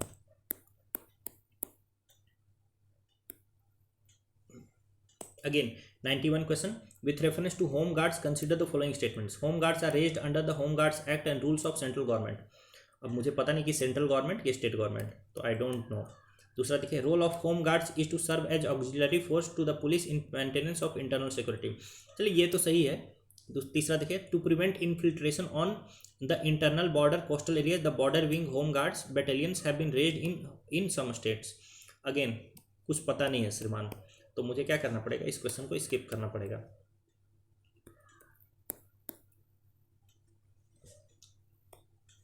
(92) question देखिए with reference to India consider the following pairs. अब यहाँ पे बहुत सारे लिखे हुए, जैसे अनऑथराइज्ड वियरिंग ऑफ पुलिस और मिलिट्री यूनिफॉर्म्स, तो ये ऑफिशियल सीक्रेट्स एक्ट ऑफ 1923 के अंडर कवर्ड है। देखिए मुझे कुछ आइडिया नहीं है, ये हो भी सकता है नहीं भी हो सकता है। दूसरा देखिए, नोइंगली मिसलीडिंग और अदरवाइज इंटरफेयरिंग विथ पुलिस, ठीक है, इसके बारे में मुझे कुछ नहीं पता है, ठीक है, ये भी नहीं पता है, तो मुझे ये क्वेश्चन को स्किप करना पड़ेगा। देखिए क्वेश्चन स्किप करने में घबराना नहीं है, जब कुछ पता ही नहीं है तो वहाँ पर आप कोई भी गेस करेंगे उसके गलत होने के चांसेस ज़्यादा रहेंगे सही होने से, तो वहाँ पर आप स्किप करो तो वो ज़्यादा बेटर है। अब देखिए 93 क्वेश्चन देखिए दोस्तों, consider the following pairs, North Kivu and Ituri, Nagorno Karabakh, Kherson and ये आपका जयपुरी झिया। ठीक है, तो ये बोल रहा है reasons for being in news, जैसे नॉर्थ कीवू एंड इतूरी। अब देखिए नागोर्नो काराबक के बारे में मुझे पता है कि ये था अजरबैजान और अर्मीनिया के बीच में वॉर का कारण। ठीक है, तो ये तो इनकरेक्ट हो गया, मोजाम्बिक इनकरेक्ट हो गया, और जब ये इससे मैच किया हुआ है तो पहला भी इनकरेक्ट हो गया, तो पहला दूसरा दोनों इनकरेक्ट हो गया। फिर खेरसोन जो है दोस्तों वो यूक्रेन का पार्ट है, ये इजराइल लेबनान से इसका कोई लेना देना है, तो तीसरा भी क्या हो गया, इनकरेक्ट हो गया। अब ये क्वेश्चंस में एकदम 100% कॉन्फिडेंस के साथ इसलिए मार्क कर सकता हूँ क्योंकि प्लेसेस इन न्यूज को मैंने अच्छे से एकदम कवर किया हुआ है। ठीक है, नागोर्नो काराबक आर्मेनिया और अजरबैजान के बीच में बोन ऑफ कंटेंशन था, तो इसलिए दूसरा इनकरेक्ट हो गया, पहला इनकरेक्ट हो गया। खेरसोन जो है वो यूक्रेन का पार्ट था, मतलब यूक्रेन पर रसिया अटैक कर रहा था खेरसोन प्रोविंस में। ठीक है, तो इसलिए तीसरा भी क्या हो गया, इनकरेक्ट हो गया, क्योंकि खेरसोन इजराइल लेबनान के बीच का पार्ट नहीं है। ठीक है, तो इसका राइट आंसर क्या है, ऑप्शन नंबर डी, नन। अब यहाँ नन मारने के लिए दोस्तों you need guts, you need confidence, and that will come through very strong preparation. एकदम करंट अफेयर्स स्पेशली जो प्लेसेस इन न्यूज हैं उसके बारे में आपको अच्छे से पता होना चाहिए। फिर देखिए क्वेश्चन 94 देखिए दोस्तों, Israel has established diplomatic relations with some Arab states. Yes, this statement is correct. दूसरा देखिए, Arab peace initiative mediated by Saudi Arabia was signed by Israel and Arab League. देखिए दोस्तों ये स्टेटमेंट करेक्ट भी हो सकता है, लेकिन मुझे पता है जहाँ तक कि ये बहुत सारे पीस इनिशिएटिव्स हैं वो वेस्टर्न कंट्रीज के द्वारा इमीडिएट किए जा रहे हैं, तो इसलिए ये इनकरेक्ट भी हो सकता है। तो चूंकि यहाँ करेक्ट इनकरेक्ट दोनों होने के चांसेस हैं, तो मुझे 50-50% रिस्क लेना होगा। लेकिन मैं अभी तक जैसे जैसे क्वेश्चन सॉल्व कर रहा था तो मैं कैलकुलेटिव तरीके से सॉल्व कर रहा था, तो मुझे पता चल रहा था कि मैं रिस्क फ्री जोन में मूव कर रहा हूँ कहीं ना कहीं। ठीक है, even though I have attempted very less questions, but the questions that I have attempted on those questions I am almost 90 to 95% sure, so I skip this question because extra risk क्यों लेना। फिर देखिए दोस्तों question 95, major Dhyan Chand Khel Ratna award, Arjuna award, Dronacharya award, Rashtriya Khel रत्न पुरस्कार। तो Dronacharya award तो नाम से पता चलता है कि ये गुरु को दिया जाता है to honour eminent coaches who have successfully trained sports person और टीम्स, तो तीसरा तो करेक्ट है। बाकी दोस्तों रियलिटी ये है, यूपीएससी की तैयारी के दौरान हम लोग स्पोर्ट्स न्यूज को प्रिपेयर नहीं करते हैं, तो इसके बारे में मुझे कुछ नहीं पता था, तो yes I skip this question as well.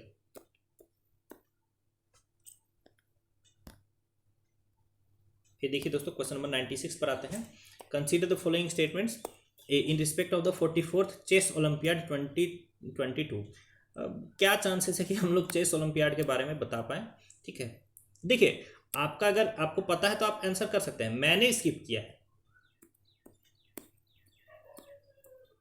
ठीक है, 97 क्वेश्चन देखते हैं दोस्तों, area of conflict mentioned in news, तो जैसे डॉनबास रीजन, तो ये आपका यूक्रेन में है ना कि सीरिया में। ठीक है, डॉनबास आपका है यूक्रेन में ना कि सीरिया में। फिर देखिए टिग्रे जो है वो इथियोपिया में है, टिग्रे इथियोपिया में है, तो इससे मुझे ये पता चल गया अगर टिग्रे इथियोपिया में है तो तीसरा तो गलत है, तो दूसरा भी गलत हो गया। डॉनबास कहाँ हो गया, यूक्रेन में।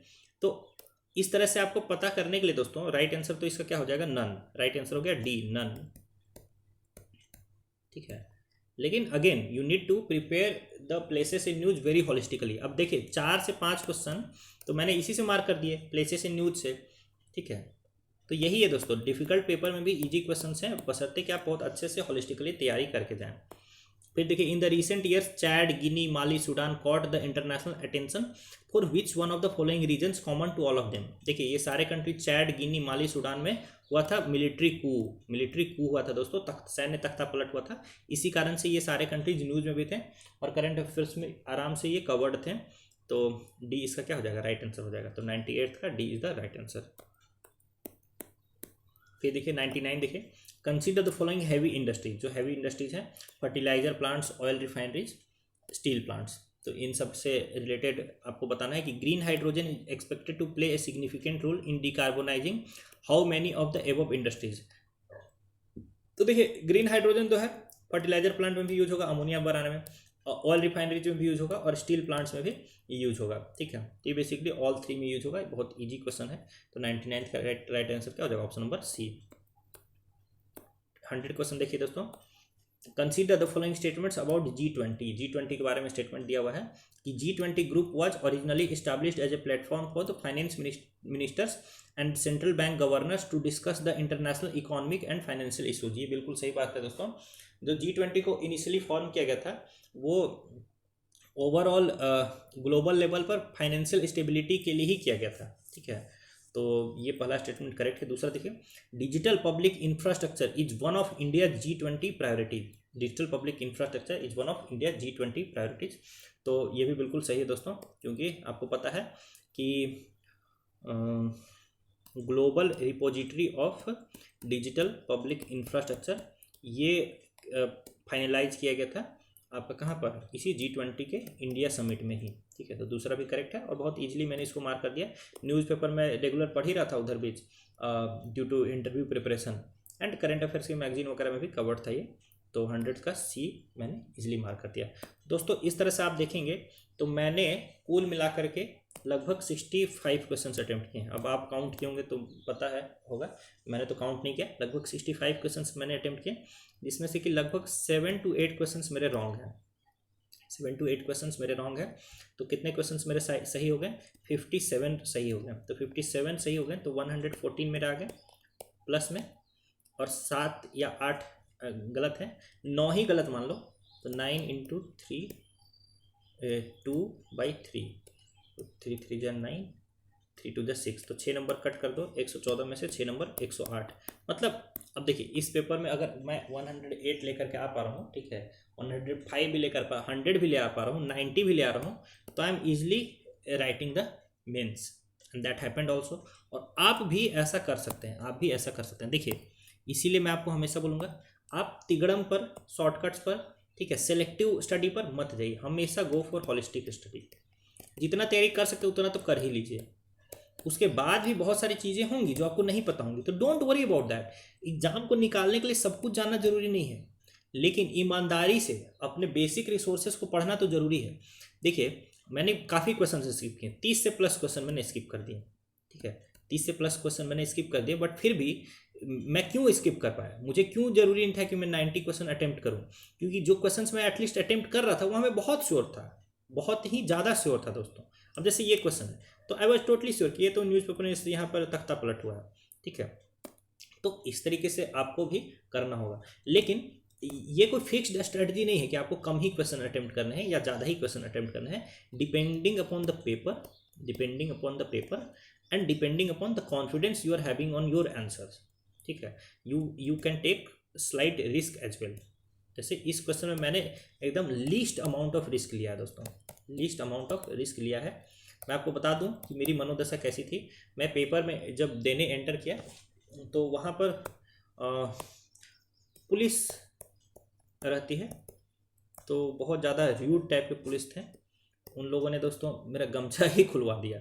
बेसिकली बहुत गर्मी का मौसम था और मैं कैप लगाने के बजाय गमछा, आप जानते होंगे इसको टॉवेल बोलते हैं, ठीक है, वो मैं ओढ़ करके अच्छे से सर वगैरह को ढके हुए था। तो उन लोगों ने बोला कि ये आप अंदर नहीं ले जा सकते हैं। मैंने बोला कि ये तो कपड़े का ही पार्ट है, बट अगेन वहाँ लॉजिकली आर्ग्यू करना बहुत इम्पॉसिबल था, तो वो मुझे हटाना पड़ा। प्लस जो पानी का बॉटल था वो भी बाहर ही रखवा दिया उन लोगों ने, इवन ट्रांसपेरेंट बॉटल को भी नहीं ले जाने दिया, और अंदर भी बहुत देर के बाद पानी मिला। तो द थिंग इज़ दोस्तों, इस टाइम में आपको बहुत ज़्यादा मेंटली टफ रहने की ज़रूरत है, और मेंटली आप अगर टफ नहीं रहेंगे तो उस गर्मी के मौसम में सेंटर आपका कैसा है नहीं है मुझे नहीं पता, मान लीजिए उसमें पंखा चल भी सकता है नहीं भी चल सकता है, आपको पानी टाइमली मिल भी सकता है नहीं भी मिल सकता है, ठीक है। और वहाँ पर अगर आपको क्वेश्चन अटेम्प्ट करना है तो you need to be mentally very tough and you need to be confident about your studies, ठीक है। आपने जो पढ़ा है एटलीस्ट उस बारे में आपको कॉन्फिडेंट होना ही पड़ेगा, ठीक है। If you are confident about your studies, if you are hard working, ठीक है, if you don't shy away from hard work, ये नहीं कि मेहनत से दूर भाग रहे हैं या you know searching for excuses, ठीक है, कि मेरे तो गेसेस सारे रॉन्ग होते हैं, ये सब टाइप के एक्सक्यूज आप लेकर के चलेंगे। देखिए गेस कर ही क्यों रहे हैं आप, मतलब मिनिमम गेस करिए, बट बहुत ज़्यादा अगर आप सीधे गेस वर्क पर ही डिपेंडेंट है, मतलब ट्रिक्स टेक्निक्स तिगड़म पर ही डिपेंडेंट है, तो अगर आपका ज़्यादा क्वेश्चन गलत हो रहा है तो ये आपकी बैड लक नहीं है, इट्स योर बैड प्रिपरेशन। तो focus on good preparation, focus on good preparation, holistic study, अच्छे से अपने स्टैटिक पोर्शन को रिवाइज करिए। एमसीक्यूज के सारे सेशंस आप लगा डालिए, बहुत सारे क्वेश्चंस इसमें ऐसे थे जो एमसीक्यू सेशंस अगर आपने किए हुए होते तो पॉलिटी के, इकोनॉमी के, वो आप इजीली मार्क कर सकते थे। ठीक है, तो उसको सारे को लगाइए, टाइम टू टाइम टेस्ट दीजिए। ठीक है, अब ये मत बोलिए कि जो है कोचिंग का टेस्ट जो है और यूपीएससी का पैटर्न अलग अलग होता है, वो सब अलग बात है, लेकिन जो तरीका है प्रिपरेशन का वो तो आप वही करेंगे ना, जो आपके हाथ में आप वही कर सकते हैं, और वो आप करिए ईमानदारी से, टेस्ट से सीखिए, नॉलेज के गैप को फिल करिए, एंड अच्छे से विथ फ्लाइंग कलर्स इस प्रीलिम्स के फेज को निकालिए, ताकि नेक्स्ट स्टेज में जो मेंस के फेज है उसमें मैं फिर से आपके लिए कुछ कर सकूँ। तो इसके लिए आप काफ़ी सारा मेहनत करना होगा दोस्तों। ठीक है, 2 घंटे लमसम मैं लगातार बोला हूँ, आपका फ़र्ज ये बनता है कि कमेंट करके अपना फीडबैक ज़रूर से ज़रूर देना है। वीडियो को you must share, because I had to put in lots of effort कि 2 घंटे में जितने देर में मैंने पेपर को खुद के लिए सॉल्व किया ना, मैं सिर्फ सॉल्व करूं बल्कि आपको भी अपनी सारी जो भी मेरी फीलिंग है अंदर में, मैंने पेपर को क्यों अटेम्प्ट किया, क्यों नहीं अटेम्प्ट किया, मेरे पास क्या नॉलेज थी, क्या नॉलेज मैंने यूज किया, कहाँ पर मैंने थोड़ा सा गेस किया। ठीक है, और वो सारा चीज़ बताते हुए मैं ये किया हूँ, तो इट वॉज वेरी एफर्टफुल। तो if you will share this video I will be very happy. So again love you all, I will meet you all in another video, and चलिए बाय बाय।